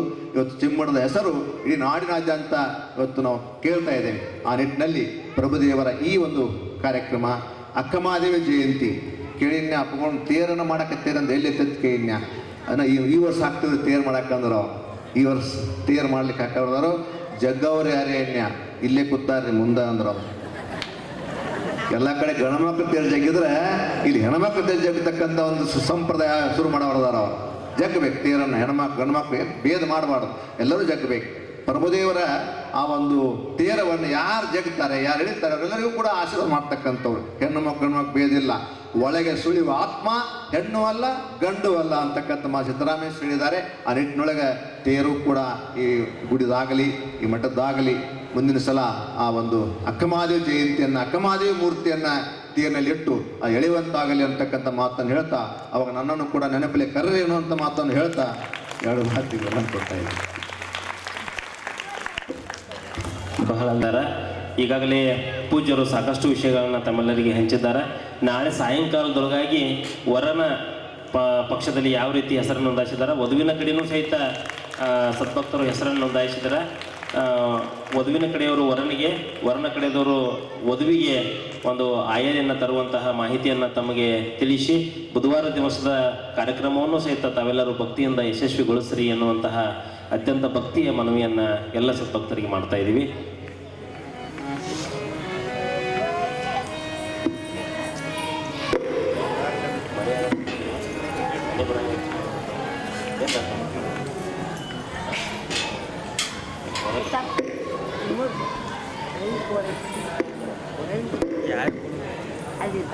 ಆಶೀರ್ವಚನವನ್ನು ಸ್ವೀಕರಿಸಿರ್ತಕ್ಕಂತಹ ಹಿರಿಯರಿಗೆ ಅನಂತ ಕೋಟಿ ಶರಣಾರ್ಥಿಗಳು. ನಾಳೆಯ ಒಂದು ಭಕ್ತಿಯ ದಾಸೋಹವನ್ನು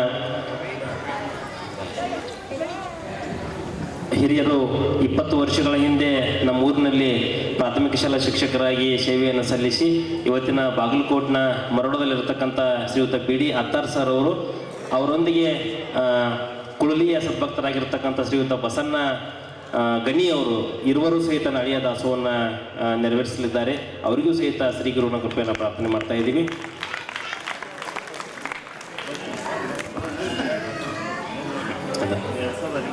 ಇವತ್ತಿನ ದೇಣಿಗೆಯ ಒಂದು ವಿವರವನ್ನು ಪ್ರಾಪನ ಕುಂಬಾರ್ ಅವರು ನೆರವೇರಿಸಬೇಕಾಗಿ ವಿನಂತಿ ಮಾಡ್ತಾ ಇದ್ದೀವಿ.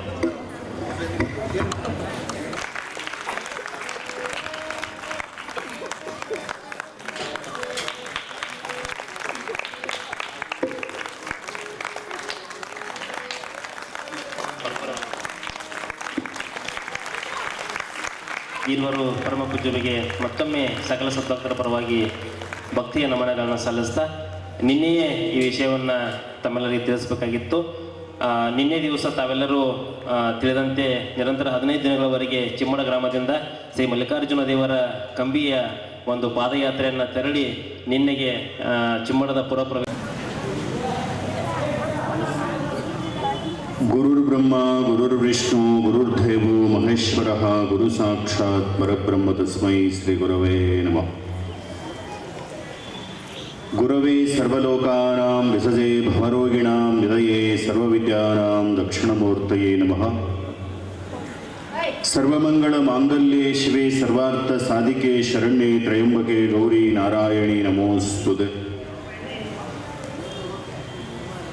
ಭೋ ವಿರಾಟ್ಪರ ಸ್ವಾಮೀ ಚರಚಕ್ರೇಶ್ವರ ಪ್ರಭೋ ಪರಾತ್ಪರ ಗುರುರ್ವಂದೇ ಕುಮಾರೇಶ ಕೃಪಾನಿಧಯೇ. ಸಂಗೀತ ಸಾಗರಂ ಚೈವ ಸಾಹಿತ್ಯ ಭೂಷಣಂ ತತಃ ಲಿಂಗಪೂಜಾ ಸದಾನಂದಂ ವಂದೇ ಪಂಚಾಕ್ಷರ ಗುರುವರಂ. ಓಂ ಕುಮಾರಂ ನಮಾಮಿ ಪಂಚಾಕ್ಷರಂ ವಂದೇ ಗುರುಪುಟ್ಟರಾಜ ಗಾನ ಶಿವಯೋಗೀಶ್ವರಂ ಶತಕೋಟಿ ನಮಾಮ್ಯಹಂ ತ್ರಾಹಿ ತ್ರಾಹಿ ಕೃಪಾನಿಧಯೇ.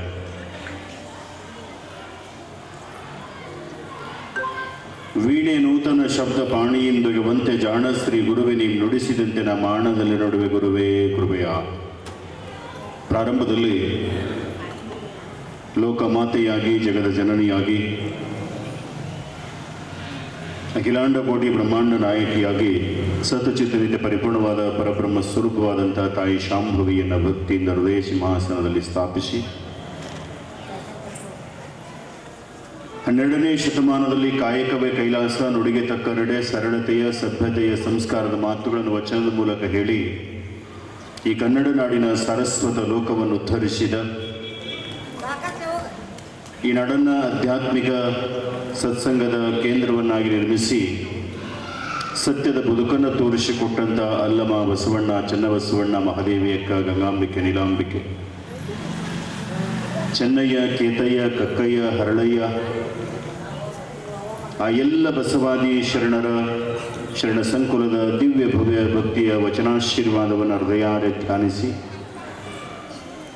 ಅಣಿಮಾದಿ ಸಿದ್ಧಿಗಳ ಒಡೆಯ ಶ್ರೀಮದ್ ಮದನಾದಿ ನಿರಂಜನ ಜಗದ್ಗುರು ಸಿದ್ಧಕುಲ ಚಕ್ರವರ್ತಿ ತೋಂಟದ ಸಿದ್ಧಲಿಂಗ ನಡೆದ ಅವರುಗಳ ಆಶೀರ್ವಾದವನ್ನು ಶಿರದಲ್ಲಿ ಧರಿಸಿ ವೀರ ವಿರಕ್ತನಾಗಿ ಅಖಿಲ ಭಾರತ ವೀರಶೈವ ಮಹಾಸಭೆಯನ್ನು ಸ್ಥಾಪಿಸುವುದರ ಮುಖಾಂತರ, ಶಿವಯೋಗ ಮಂದಿರ ಕಟ್ಟುವುದರ ಮುಖಾಂತರ, ಪರಳಿ ವ್ಯಾಜ್ಯದ ಮುಖಾಂತರವಾಗಿ ನಾಡಿನ ವೀರಶೈವ ಧರ್ಮದ ಎಲ್ಲ ಜನರಿಗೆ ತಮ್ಮದೇ ಆಗಿರತಕ್ಕಂಥ ಕೊಡುಗೆಯನ್ನು ಕೊಟ್ಟು ಅನವರತ ಹಗಲಿರುಳು ಸಮಾಜ ಸಮಾಜ ಸಮಾಜ ಎನ್ನುತ್ತಾ ಸಮಾಜಕ್ಕಾಗಿಯೇ ಬದುಕಿ ಬಾಳಿ ಸಮಾಜ ಸೇವೆಯೇ ಲಿಂಗ ಪೂಜೆ ಎಂದರಿತು ಅನವರತ ಈ ಎಲ್ಲ ನಾಡಿನ ಉದ್ಧಾರಕ್ಕಾಗಿ ಶ್ರಮಿಸಿದ ಕಾವಿ ಕುಲದ ಗುರು ವೀರ ವಿರಕ್ತ ಶ್ರೀಮನ್ ನಿರಂಜನ ಪರಮಸ್ವರೂಪಿ ಹಾನಗಲ್ ಕುಮಾರ ಮಹಾಸ್ವಾಮಿಗಳವರ ಅಡಿದ ಅವರುಗಳ ಆಶೀರ್ವಾದವನ್ನು ಹೃದಯಾರಿ ಭಕ್ತಿಯಿಂದ ಧ್ಯಾನಿಸಿ ರಾಗಯೋಗಿ ಹಾಡುವ ರಾಗದ ಮೂಲಕ ಜಗದ ಜನರ ರೋಗವನ್ನು ನಿವಾರಣೆ ಮಾಡಿ ಗದುಗಿನಲ್ಲಿ ಸಂಗೀತ ಪೀಠವನ್ನು ಸ್ಥಾಪಿಸಿ ಸಾವಿರ ಸಾವಿರ ಅಂಧ ಅನಾಥ ಅಂಗವಿಕಲ ಮಕ್ಕಳನ್ನು ಕಲಾವಿದರನ್ನಾಗಿ ತಯಾರು ಮಾಡಿ ನಾಡಿನ ತುಂಬೆಲ್ಲ ಗಾಯನ, ವಾದನ, ಪ್ರವಚನದ ಮುಖಾಂತರವಾಗಿ ಈ ಒಂದು ಆಧ್ಯಾತ್ಮಿಕದ ನುಡಿ ಸೇವೆಗೈಯಲು ಆಶೀರ್ವಾದ ಮಾಡಿದ ಎನ್ನ ಆರಾಧ್ಯ ದೈವ ಗದುಗಿನ ಪೂಜ್ಯ ಪುಟ್ಟರಾಜ ಗುರುಗಳ ಭಕ್ತಿಯ ಆಶೀರ್ವಾದವನ್ನು ಶಿರದಲ್ಲಿ ಧರಿಸಿ ಆ ಗುರುಪುಣ್ಯಾತ್ಮ ನುಡಿಸಿದ ನುಡಿ ಸೇವೆಯ ಕಾರ್ಯಕ್ರಮವನ್ನು ಆರಂಭಿಸುತ್ತಾ ಈ ಜಾಗದ ಜಾಗೃತ ಶಕ್ತಿ, ಚಿಮ್ಮಡ ಗ್ರಾಮದ ಆರಾಧ್ಯ ದೈವ, ಭಕ್ತಿ ಜ್ಞಾನ ವೈರಾಗ್ಯಗಳ ಕೊಡುಗೆಯನ್ನು ಕೊಟ್ಟಂಥ ಮಹಾನುಭಾವ, ಲಿಂಗ ಪೂಜಾನಿಷ್ಠ ಪರಮ ಪೂಜ್ಯ ಶ್ರೀಮನ್ ನಿರಂಜನ ಪರಮಸ್ವರೂಪಿ ವಿರಕ್ತೇಶ್ವರರ ಸನ್ನಿಧಾನಕ್ಕೆ ಭಕ್ತಿಯ ಸಾಷ್ಟಾಂಗ ಪ್ರಣಾಮಗಳನ್ನು ಸಲ್ಲಿಸ್ತಾ, ಹಾಗೆ ಶೂನ್ಯ ಪೀಠವನ್ನು ಅಲಂಕರಿಸಿ ಬಸವಾದಿ ಶರಣರಿಗೆ ನ್ಯಾಯ ನಿರ್ಣಯವನ್ನು ಕೊಡುವಂಥ ಮುಖ್ಯ ಗುರುಸ್ಥಾನವನ್ನು ಅಲಂಕರಿಸಿದ ಅಲ್ಲಮನ ಸನ್ನಿಧಾನಕ್ಕೂ ಕೂಡ ಭಕ್ತಿಯಿಂದ ಹಣೆ ಮಾಡಿತು. ಹಾಗೆ ಸದ್ಯದ ಮಠದ ಪೀಠಾಧಿಪತಿಗಳಾಗಿ ಸದುವಿನಯದ ಸಾಕಾರ ಮೂರ್ತಿಗಳಂತೆ ಇವತ್ತು ಮನೆ ಸಂಚಾರ ಮಾಡಿ ಈ ಧಾರ್ಮಿಕ ಕಾರ್ಯಕ್ರಮವನ್ನು ಅನ್ನದಾಸೋಹ, ಜ್ಞಾನದಾಸೋಹ ಜೊತೆಗೆ ಬಂದ ಭಕ್ತರ ದುಃಖ ದುಮ್ಮಾನವನ್ನು ಕೇಳುತ್ತಾ ಅವರಿಗೆ ಪರಿಹಾರವನ್ನು ಸೂಚಿಸುತ್ತಾ ಎಲ್ಲರಿಗೂ ಕೂಡ ಒಂದಾಗುವ ಒಂದು ಅಧ್ಯಾತ್ಮದ ನೆಲೆಕಲೆಗಳೊಂದಿಗೆ ಇವತ್ತಿನ ಸದ್ಯದ ಪೀಠಾಧಿಪತಿಗಳಾಗಿರ್ತಕ್ಕಂಥ ಪರಮ ಪೂಜ್ಯ ಶ್ರೀಮನ್ ನಿರಂಜನ ಪರಮಸ್ವರೂಪಿ ಪ್ರಭು ಮಹಾಸ್ವಾಮಿಗಳವರ ಪಾದಾರವಿಂದಗಳಲ್ಲಿ ಭಕ್ತಿಯ ಸಾಷ್ಟಾಂಗ ಪ್ರಣಾಮಗಳನ್ನು ಸಲ್ಲಿಸಿ ಈ ಒಂದು ವೇದಿಕೆಯಲ್ಲಿ ಸುಮಧುರ ಕಂಠದಿಂದ ಸಂಗೀತವನ್ನು ನಡೆ ಮಾಡತಕ್ಕಂಥ ಆತ್ಮೀಯರಾದ ನಮ್ಮ ಮೌನೇಶ್ವರ ಗವಾಯಿಗಳವರಲ್ಲಿ ಶರಣಾರ್ಥಿಗಳನ್ನು ಹೇಳಿ, ತಬಲಾ ವಾದಕರಾಗಿರ್ತಕ್ಕಂಥ ಆತ್ಮೀಯರಾದ ನಮ್ಮ ಮಾಳಿಂಗರಾಯ ಅವರಲ್ಲಿ ಶರಣಾರ್ಥಿಗಳನ್ನು ಹೇಳಿ, ಹಾಗೆ ಧಾರ್ಮಿಕ ಕಾರ್ಯಕ್ರಮದಲ್ಲಿ ಮಠದ ಏಳಿಗೆಗಾಗಿ ಶ್ರಮಿಸ್ತಾ ನಮ್ಮ ಮಠ ಅನ್ನುವಂಥ ಹೆಮ್ಮೆಯಿಂದ ಭಾಗವಹಿಸಿ ಈ ಕಾರ್ಯಕ್ರಮಕ್ಕೆ ಮತ್ತು ಮಠಕ್ಕೆ ಪ್ರೋತ್ಸಾಹ ನೀಡತಕ್ಕಂಥ ಚಿಮ್ಮಡ ಗ್ರಾಮದ ಊರಿನ ಎಲ್ಲ ಗುರು ಹಿರಿಯರೇ, ಊರಿನ ಎಲ್ಲ ಪ್ರತಿಷ್ಠಿತ ಗಣ್ಯಮಾನ್ಯ ಪ್ರಮುಖರೇ, ಶರಣರೇ, ಶರಣೀಯರೇ, ಮಾತೆಯರೇ, ಆಗಮಿಸಿದ ಎಲ್ಲ ಭಕ್ತ ಬಳಗವೇ, ಚಿಕ್ಕ ಮಕ್ಕಳೇ, ತಮ್ಮೆಲ್ಲರಿಗೂ ಕೂಡ ಶರಣಾರ್ಥಿಗಳು. ಸದ್ಗುರುವಿನ ಪಾದ ಕೃಪಾ ವಿಶೇಷದಿಂದ ನಾವು ನೀವೆಲ್ಲ ಶ್ರೀಮಠದೊಳಗೆ ಈ 33ನೇ ವರ್ಷದ ಪುಣ್ಯ ಸ್ಮರಣೋತ್ಸವದ ನಿಮಿತ್ತವಾಗಿ, ಜಾತ್ರಾ ಮಹೋತ್ಸವದ ನಿಮಿತ್ತವಾಗಿ ನಾವು ನೀವೆಲ್ಲ ಕಳೆದ 4 ದಿನ ದಾಟಿ 5ನೇ ದಿನದ ಕಾರ್ಯಕ್ರಮದಲ್ಲಿ ಭಾಗಿಗಳಾಗಿದೆ.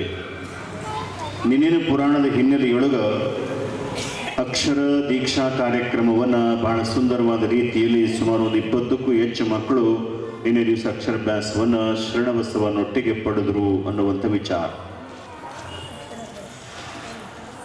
ಕಾರ್ಯಕ್ರಮ ಸುಸೂತ್ರವಾಗಿ ಸಾಂಗವಾಗಿ ತಮ್ಮೆಲ್ಲರ ಪ್ರೋತ್ಸಾಹದ ಮೇರೆಗೆ ಸಾಗ್ತಾ ಬರುವ ಹಿನ್ನೆಲೆಯೊಳಗೆ ಆ ಅಕ್ಷರ ಕಾರ್ಯಕ್ರಮ ಆದ ನಂತರದಲ್ಲಿ ಆ ಮಗುವನ್ನು ಮುಂದೆ ಯಾವ ರೀತಿಯಾಗಿ ತಂದೆ ತಾಯಿ ಬೆಳೀತು, ಅದಕ್ಕೆ ಹಿಂದಿನ ಸಂಸ್ಕಾರ ಹೆಂಗಿತ್ತು ಅನ್ನುವಂಥ ವಿಚಾರವನ್ನು ಇವತ್ತಿನ ಕಾರ್ಯಕ್ರಮದಲ್ಲಿ ಕೇಳ್ತಾ ಪೂರ್ವ ಪೀಠಿಕೆ ವಿಚಾರವಾಗಿ ಪೂಜ್ಯ ಪುಟ್ಟರಾಜ ಗುರುಗಳು ಒಂದು ವಚನ ಬರೀತಾರೆ. ಕಲ್ಲ ಕಟ್ಟಿಸಿಕೊಂಡು ಮೂರ್ತಿಯಾಯಿತು, ಕಟ್ಟಿಗೆ ಕೆತ್ತಿಸಿಕೊಂಡು ಮೂರ್ತಿಯಾಯಿತು, ಲೋಹ ಕರಗಿಸಿಕೊಂಡು ಮೂರ್ತಿಯಾಯಿತು. ಮಾನವ ನಿನಗಾವ ಸಂಸ್ಕಾರ ಕೊಟ್ಟು ಮೂರ್ತಿಗೊಳಿಸಬೇಕೆಂದು ಕೇಳಿದಾತ ನಮ್ಮ ಗುರುಕುಮಾರ ಪಂಚಾಕ್ಷರೇಶ್ವರ ಅನ್ನುವಂಥ ಒಂದು ಮಾತು.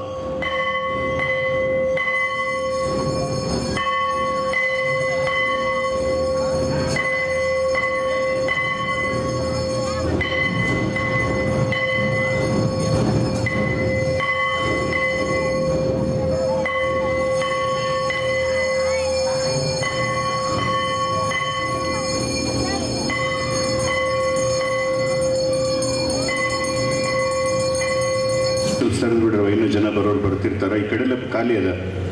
ಇತ್ತು ಲೋಹ ಕರಗಿಸಿಕೊಂಡು ಮೂರ್ತಿಯಾಯಿತು, ಕಟ್ಟಿಗೆ ಕೆತ್ತಿಸಿಕೊಂಡು ಮೂರ್ತಿಯಾಯಿತು. ಮಾನವ ನಿನಗಾವ ಸಂಸ್ಕಾರ ಕೊಟ್ಟು ಮೂರ್ತಿಗೊಳಿಸಬೇಕೆಂದು ಕೇಳಿದಾತ ನಮ್ಮ ಗುರುಕುಮಾರ ಪಂಚಾಕ್ಷರೇಶ್ವರ ಅನ್ನುವಂಥ ಒಂದು ವಚನವನ್ನು ಪೂಜ್ಯ ಪುಟ್ಟರಾಜ ಗುರುಗಳು ಬರೀತಾರೆ. ಬಹಳ ಸುಂದರವಾದಂಥ ಒಂದಿಷ್ಟು ಪ್ರಶ್ನಾರ್ಥಕವನ್ನು ಇದರಲ್ಲಿಟ್ಟಾರೆ. ಇವತ್ತಿನೊಳ ದಿವಸದೊಳಗೆ ಬಹಳಷ್ಟು ಈ ನಾಡಿನೊಳಗೆ ಮೂರ್ತಿಗಳದಾವ, ದೇವಸ್ಥಾನಗಳದಾವ, ದೇವರ ಮೂರ್ತಿಗಳದಾವ. ಶ್ರೀಶೈಲ ಮಲ್ಲಿಕಾರ್ಜುನನಾದಿಯಾಗಿ ಈ ಎಲ್ಲ ಭಾಗದ ಒಂದಿಷ್ಟು ದೇವಸ್ಥಾನಗಳೊಳಗೆ ಬಹಳಷ್ಟು ಗುಡಿಗಳನ್ನು ಕಟ್ಟ್ಯಾರ, ಕೆತ್ತನೆಗಳನ್ನು ಮಾಡ್ಯಾರ, ದೇವತೆಗಳನ್ನು ಕೂಡ ಮೂರ್ತಿಗಳನ್ನು ನಿರ್ಮಾಣ ಮಾಡ್ಯಾರ. ಇವತ್ತು ಆ ದೇವತೆಗಳಿಗೆ ನಾವು ಬಹಳಷ್ಟು ಅಭಿಷೇಕ ಮಾಡಿಸ್ತೀವಿ, ನಮಸ್ಕಾರ ಮಾಡ್ತೀವಿ, ಶ್ರದ್ಧಾಭಕ್ತಿ ನಡ್ಕೊಳ್ತೀವಿ. ನಡ್ಕೊಂಡವರಿಗೆ ನಡ್ಕೊಂಡಂಥ ರೀತಿಯ ಫಲಗಳನ್ನು ಕೂಡ ಆ ಎಲ್ಲ ದೇವರುಗಳು ಕೊಟ್ಟಾರ. ಅವರವರ ನಂಬಿಕೆಗೆ ಅವರಿಗೆ ದೇವರಾಗಿ ಇಚ್ಛಿತ ವರಗಳನ್ನು ಕೊಟ್ಟಾವ. ತಮಗೆಲ್ಲ ತಿಳಿದಿರುವಂಥ ವಿಚಾರ.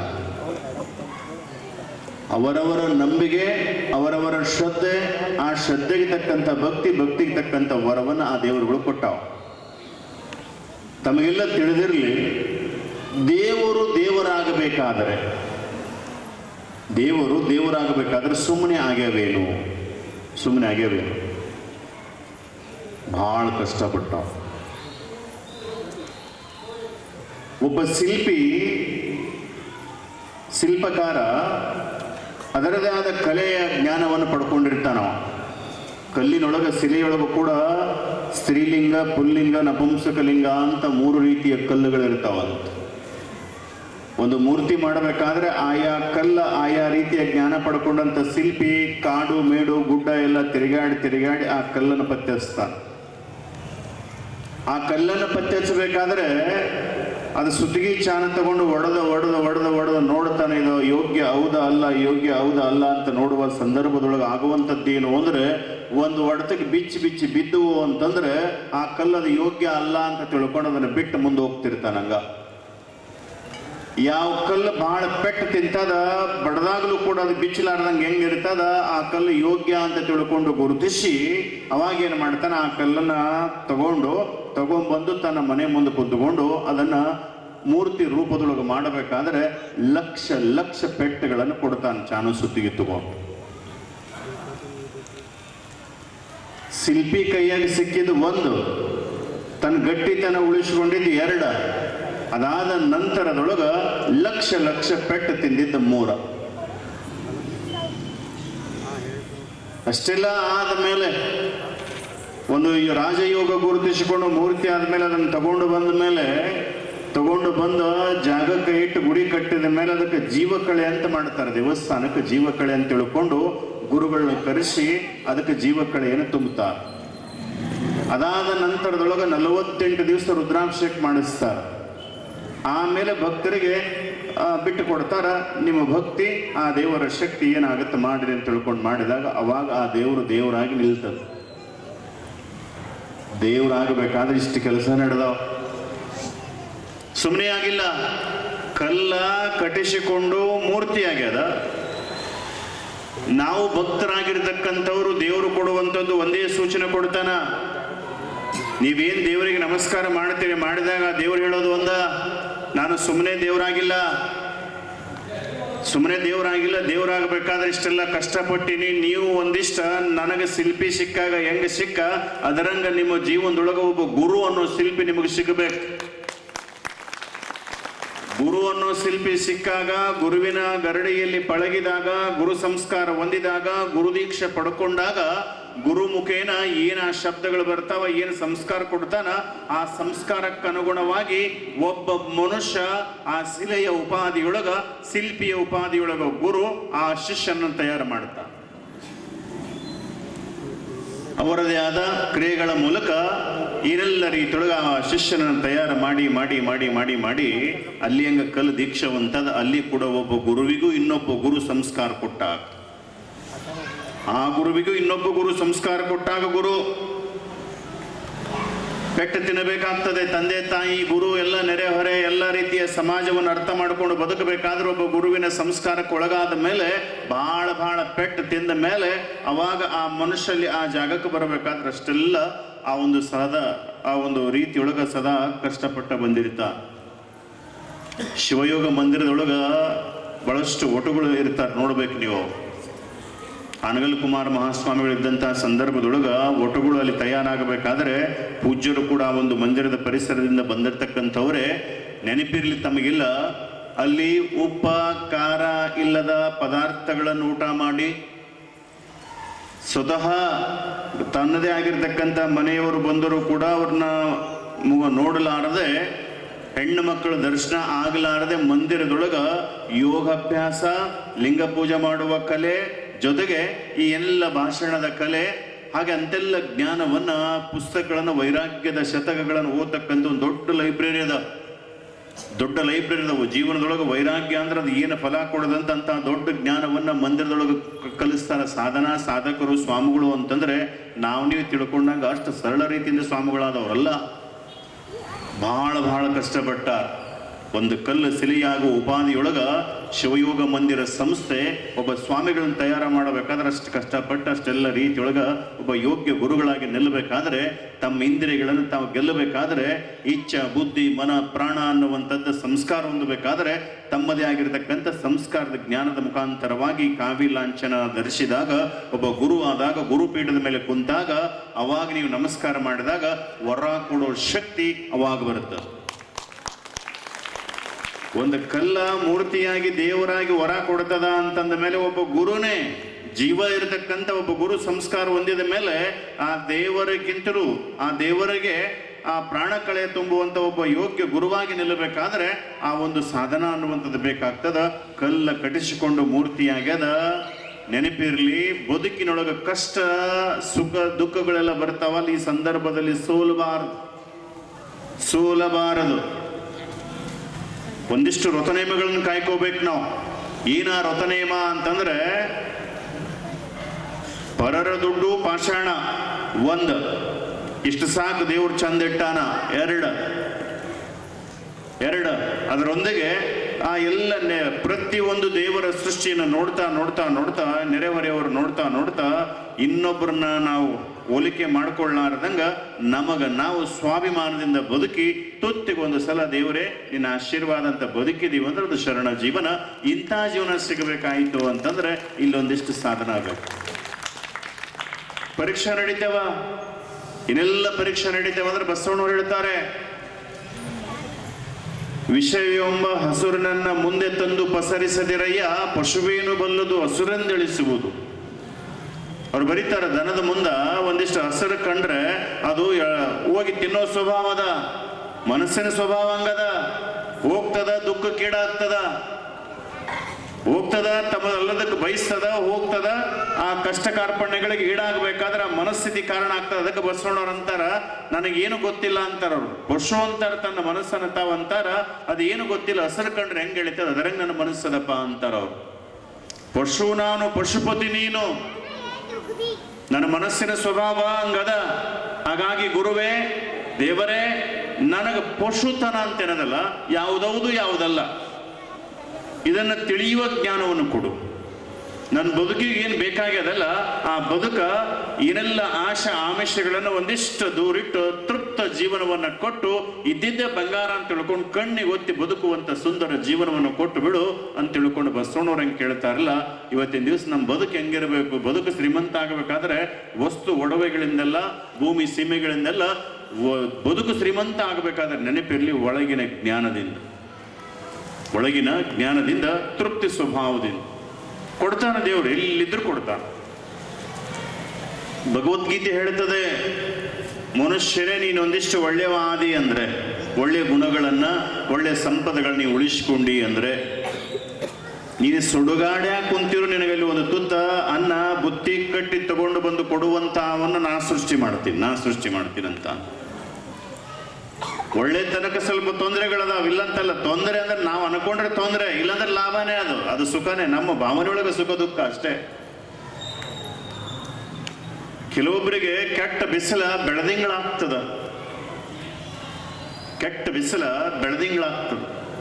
ಸಂತ ತುಕಾರಾಮರಂತವರು ಮಹಾತ್ಮರು ಬಿಸಿಲಾಗ ಕುಣಿದ್ರು ವಿಠ್ಠಲ ವಿಠ್ಠಲ ವಿಠ್ಠಲ ವಿಠ್ಠಲ ವಿಠ್ಠಲ ವಿಠ್ಠಲ. ಕಲ್ಲು ಬಂಡೆ ಮೇಲೆ ಬಿಸಿಲಿನೊಳಗ ಕುಣಿದಾಗ ಕೆಲವೊಬ್ರು ಅಂತಾರ, ಅಲ್ಲಪ್ಪ ಇಂಥ ಬಿಸಿಲಾಗ ಯಾಕೆ ಕುಣಿತಿದೋ ಮರಾಯ ಅಂತಂದಾಗ, ಬಿಸಿಲು ಎಲ್ಲದಪ್ಪ, ಇದೆಲ್ಲ ಬೆಳದಿಂಗಳದ ಅಂತಾನ.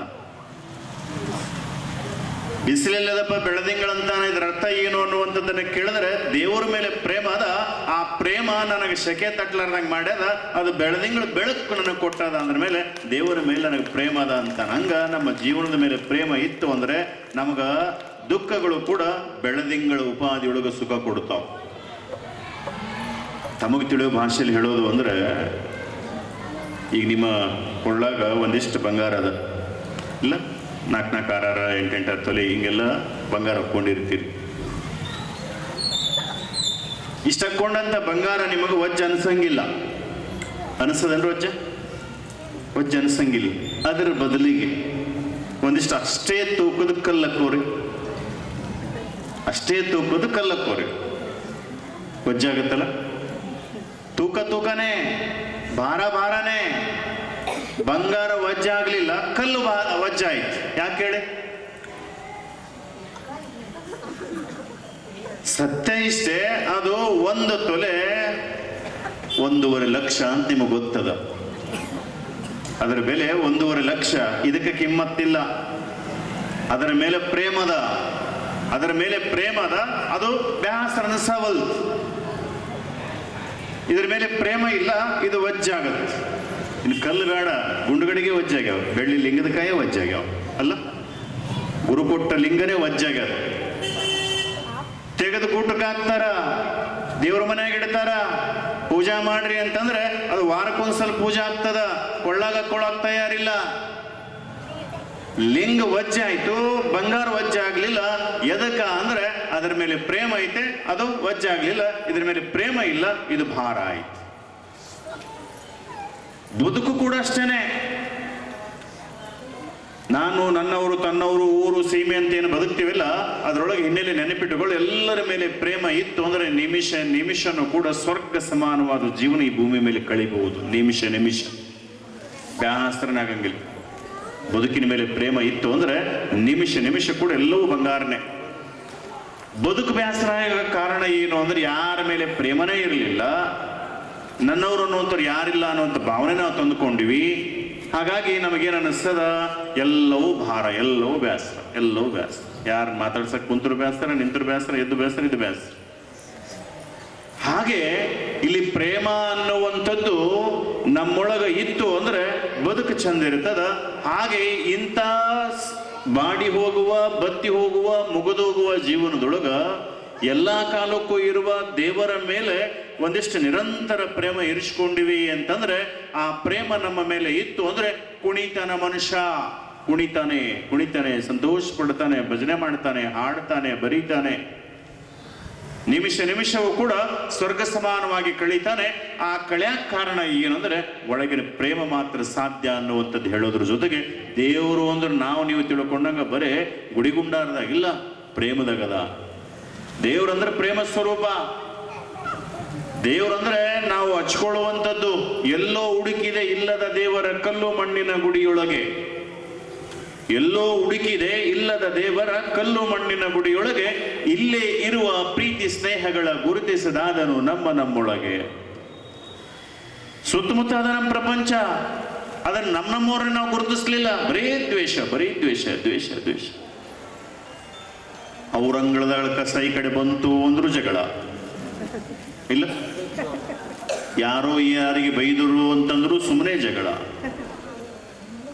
ಒಂದು ಮನ್ಯಾಗ ಅತ್ತಿ ಸೊಸಿ ಇಬ್ಬರದಾರಪ್ಪ ಅಂತಂದ್ರೆ ಹಾವು ಮುಂಗ್ಲಿ, ಒಬ್ಬರು ಕಡೆ ಒಬ್ರಿಗೆ ಆಗ್ಬಾರದು. ನಿಮ್ಮೂರಾಗ ಹಂಗಿರ್ಲಿಕ್ಕಿಲ್ಲ, ಬೇರೆ ಕಡೆ ಯಾಕ್ರವ ಮನೆ ಮಂತ್ರಾಲಯ ಮನಸ್ಸೇ ದೇವಾಲಯ ಅನ್ನಬೇಕಾದ್ರೆ ಅತ್ತೆ ಆದಾಕಿ ಬಂದಾಕಿ ಸೊಸಿ ಎಲ್ಲ ನನ್ನ ಮಗಳು ಅಂತ ಅಕ್ಕಿ ತಿಳ್ಕೋಬೇಕು, ಇದ್ದಾಕಿ ಬೇರೆ ಅಲ್ಲ ನನ್ನ ತಾಯಿ ಅಂತ ಏಕಿ ತಿಳ್ಕೋಬೇಕು. ಈಗ ಬದುಕಿದೀವಿ ಅಂದ್ರೆ ಎಲ್ಲರ ಬಹಳ ಚಂದ ಇರ್ತದ ಕುಟುಂಬ. ಇವರ ಬೇರೆ ಇವರ ಬೇರೆ ಇವರ ಬೇರೆ ಅಂತ ಅಣ್ಣ ತಮ್ಮ ಒಡ ಹುಟ್ಟಿದ ಅಣ್ಣ ತಮ್ಮ ಒಂದಿಷ್ಟ ಕಷ್ಟ ಸುಖದಾಗ ಒಂದಿಷ್ಟು ಹೆಚ್ಚು ಕಡಿಮೆ ಆದೀತು ಖರೆ, ಆದ್ರೆ ಒಡೆದೋದ ಮನಸ್ಸ ಒಂದು ಸಲ ಕೂಡಿ ಬದುಕಿದೀವಿ ಅಂದ್ರೆ ಸ್ವರ್ಗ ಸುಖ ಅಂತಾರಲ್ಲ ಅಂತ ಬದುಕಿರ್ಬೇಕು. ರಾಮ ಲಕ್ಷ್ಮಣ ಇದ್ದಂಗಿರ್ತಾರ.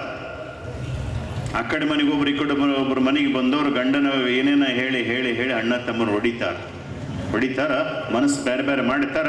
ಒಬ್ಬರು ಕಂಡ್ರು ಒಬ್ರಿಗೆ ಆಗ ಬರ್ಲಾರ್ದಂಗ ಮಾಡ್ತಾರ. ಕಾರಣ ಏನು ಅಂದ್ರೆ ಅವರವರೊಳಗ ಹಂಗ ಒಡೆದೋಗ ಪ್ರೇಮ ಇರ್ಲಾರ್ದಂಗ ಒಂದು ಗಟ್ಟಿ ಪ್ರೇಮ ಇತ್ತು ಅಂತಂದ್ರೆ ನಿನಗೆ ತಿಳಿಯಂಗಿಲ್ಲ, ನೀ ಸುಮ್ಮನಿರು. ನಾವು ಯಾವತ್ತಿದ್ರು ಅಣ್ಣ ತಮ್ಮರು ಒಂದು ಅಂತ ತಿಳ್ಕೊಂಡು ಒಂದಿಷ್ಟು ಗಟ್ಟಿಗೆ ಮಾತಾಡಿ ಒಂದಿಷ್ಟು ಅವ್ರಿಗೆ ಏನಾದ್ರೂ ಬುದ್ಧಿ ಮಾತು ಹೇಳಿದ್ರು ಅಂತಂದ್ರೆ ಅದು ಕೂಡ್ಕೊಂಡು ಹೋದ್ರು ಅಂತಂದ್ರೆ ರೊಕ್ಕ ಇವತ್ತಿರ್ಬೋದು, ನಾಳೆ ಇಲ್ಲದೆ ಇರ್ಬೋದು. ನೆನಪಿರ್ಲಿ, ಬಂಗಾರ ಬೆಳ್ಳಿ ರೊಕ್ಕ ರೂಪಾಯಿ ಜೀವನ ತುಂಬಿಸಂಗಿಲ್ಲ. ನನ್ನವ್ರು ಅನ್ನೋರು ಒಂದು 4 ಮಂದಿ ಆ ಕಡೆ ಇದ್ರು ಅಂದ್ರೆ ಆ ಫಲನೇ ಬೇರೆ. ಸರಿ, ಅದೇನೇ ಇರಲಿ, ಇದು ದೇವರು ಅನ್ನುವಂಥದ್ದು ಬರೀ ಗುಡಿಯಾಗಿಲ್ಲ. ನಿಮ್ಮ ಮನೆಯೊಳಗ ನಿಮ್ಮ ಮನಸ್ಸಿನೊಳಗ ಪ್ರೇಮದ ಮೂಲಕ ಅದಾನ. ಅದು ಎಷ್ಟು ಚೆಲ್ತೀರಿ ಅಷ್ಟು ಬೆಳೀತದ. ಬತ್ತಲಾರದ್ದದು ಹೆಂಗ ಬೆಳೆಸಿದಂಗಲ್ಲ ರಾಶಿ ರಾಶಿ ಗಟ್ಲೆ ಆ ಪ್ರೇಮ ನೆರೆ ಹೊರೆ ಅಕ್ಕ ಪಕ್ಕ ಸುತ್ತ ಮುತ್ತ ಎಲ್ಲರೂ ಕೂಡ ಎದ್ದ ತಕ್ಷಣ ಚಂದ ಮಾತಾಡೋದು. ಏನಪ್ಪ ಆರಾಮದಿರಿ? ಏನೋಯ್ತು ನಮ್ಮ ಗಂಟ? ನಮಸ್ಕಾರ ರೀ. ಏನು ಬಿತ್ತು ನಮಗೆ ಕಳಶ ಕೆಳಗ? ಇಲ್ಲಲ್ಲ ಅಂದ್ಬಿಡೋದು. ಏನಾಗಂಗಿಲ್ಲ, ಏನೇನಾಗಂಗಿಲ್ಲ. ಕೆಲವೊಬ್ರು ಅಂತಿರ್ತಾರೆ ಅವ್ರಿಗೆ ಯಾಕೆ ನಮಸ್ಕಾರ ಅಂತಂತ. ಏನು ಗಂಟು ಹೋಯ್ತು? ಅಯ್ಯ ಎಂದೊಡೆ ಸ್ವರ್ಗ, ಎಲ್ಲವೋ ಎಂದೊಡೆ ನರಕ. ಸ್ವರ್ಗ ನರಕ ಬ್ಯಾರಿಲ್ಲ. ಅಯ್ಯ ಅಂದ್ರೆ ಇಲ್ಲೇ ಸ್ವರ್ಗ, ಹೋಗಲೇ ಬರಲೇ ಅಂದ್ರೆ ಇಲ್ಲೇ ನರಕ. ಹಾಗಾಗಿ ಈ ಒಂದು ಸ್ವರ್ಗ ನರಕದ ಆ ದೇವರ ಪರಿಕಲ್ಪನೆಯನ್ನ ಇಲ್ಲಿ ದೇವರು ಯಾಕೆ ಸುಮ್ಮನೆ ಇರ್ತಾನೆ ಅಂದ್ರೆ, ಕಲ್ಲದ ಕಟ್ಟಿಗೆಯ ದೇವರುಗಳನ್ನ ಯಾಕೆ ಮಾಡಿದ್ರು ಅಂದ್ರೆ ಆ ದೇವರು ಸಹನ ಶಕ್ತಿ ಜಾಸ್ತಿ ಅದ ಅಂತ ತಿಳ್ಕೊಂಡು ಆ ರೀತಿಯೊಳಗೆ ಮಾಡ್ಯಾರ. ಅದು ದೇವರು ಎಲ್ಲ ರೀತಿಯ ಪ್ರೇಮ ಏನದ ಆ ಪ್ರೇಮವನ್ನ ನಿರಂತರವಾಗಿ ಉಳಿಯೋ ರೀತಿಯಲ್ಲಿ ಇರ್ತಾವಲ್ಲ, ಅದಕ್ಕೆ ಆ ದೇವರು ಆಗಬೇಕಾದ್ರೂ ಕೂಡ ಅಷ್ಟು ಕಷ್ಟಪಟ್ಟದ. ಕಲ್ಲ ಕಟ್ಟಿಸಿಕೊಂಡು ಮೂರ್ತಿ ಆಗ್ಯದ, ಕಟ್ಟಿಗೆ ಕೆತ್ತಿಸಿಕೊಂಡು ಮೂರ್ತಿ ಆಗ್ಯದ. ಕಟ್ಟಿಗೆ ದೇವರು ಮಾಡ್ತಾರಲ್ಲ, ಊರಾಗ ಮಾರಿಯಮ್ಮ ದುರ್ಗಮ್ಮ ಅಂತ ತಿಳ್ಕೊಂಡು ದೇವಿಯ ಮೂರ್ತಿಗಳನ್ನ ಕಟ್ಟಿಗೆಯಿಂದನೇ ಮಾಡ್ತಾರೆ. ಅದು ಸುಮ್ಮನೆ ಆಗಿದೆ. ಒಬ್ಬ ಬಡಿಗೆರ ಕೈಯಾಗ ಒಬ್ಬ ಇದ್ರ ಕೈಯಾಗ ಸಿಕ್ಕಾಗ ಉಳಿ ಕೊಡತಿ ತಗೊಂಡು ಹೊಡೆದಾಗ ಅದೇನಕ್ಕೆ ಕೆತ್ತಿದಾಗ ಅದಕ್ಕೂ ಬಹಳ ಪೆಟ್ಟ ತಿಂದ ದೇವಿಯಾಗಳ. ಸುಮ್ಮನೆ ದೇವಿಯಾಗಿಲ್ಲ ಆಕಿ ಬಹಳ ಕಷ್ಟಪಟ್ಟಾಳ. ಅದರಂಗ ಜೀವನದಾಗ ಕಷ್ಟ ಸುಖ ಎಲ್ಲರಿಗೂ ಇರ್ತಾವ. ಇರಬೇಕಾ ಇರಬಾರ್ದಂತಲ್ಲ. ಯಾರಿಗೆ ಜಾಸ್ತಿ ಕಷ್ಟ ಬರ್ತಾವ ಅವ್ರ ಬದುಕು ಬಹಳ ಚಂದ ಪುಟಕಿಟ್ಟ ಚಿನ್ನದಂಗ ತಯಾರಾಗ್ತದೆ. ಕಷ್ಟನ ಬರಲಿಲ್ಲ, ಸುಖನ ಬರೇ ಸುಖದಾಗ ಅದೀವಿ ಅಂತಂದ್ರೆ ಅವ್ರಿಗೆ ಅನುಭವ ಆಗಂಗಿಲ್ಲ. ಅನುಭವ ಇರಲಿಲ್ಲ ಅಂದ್ರೆ ಬದುಕಲ್ಲ. ಎಲ್ಲವೂ ಎಲ್ಲ ರೀತಿಯಲ್ಲಿ ಅನುಭವಿಸ್ಬೇಕು. ಬದುಕಿದ ಅನುಭವದ ಅಂಗಡಿ ಇದು. ಶಿವಸಾಂಬ ಜಯ ನಮ ಪಾರ್ವತೇ ಪದ ಶಿವರ ಹರ ಮಹಾದೇವ. ಜಯ ಗುರು ಬಸವೇಶ ಹರ ಹರ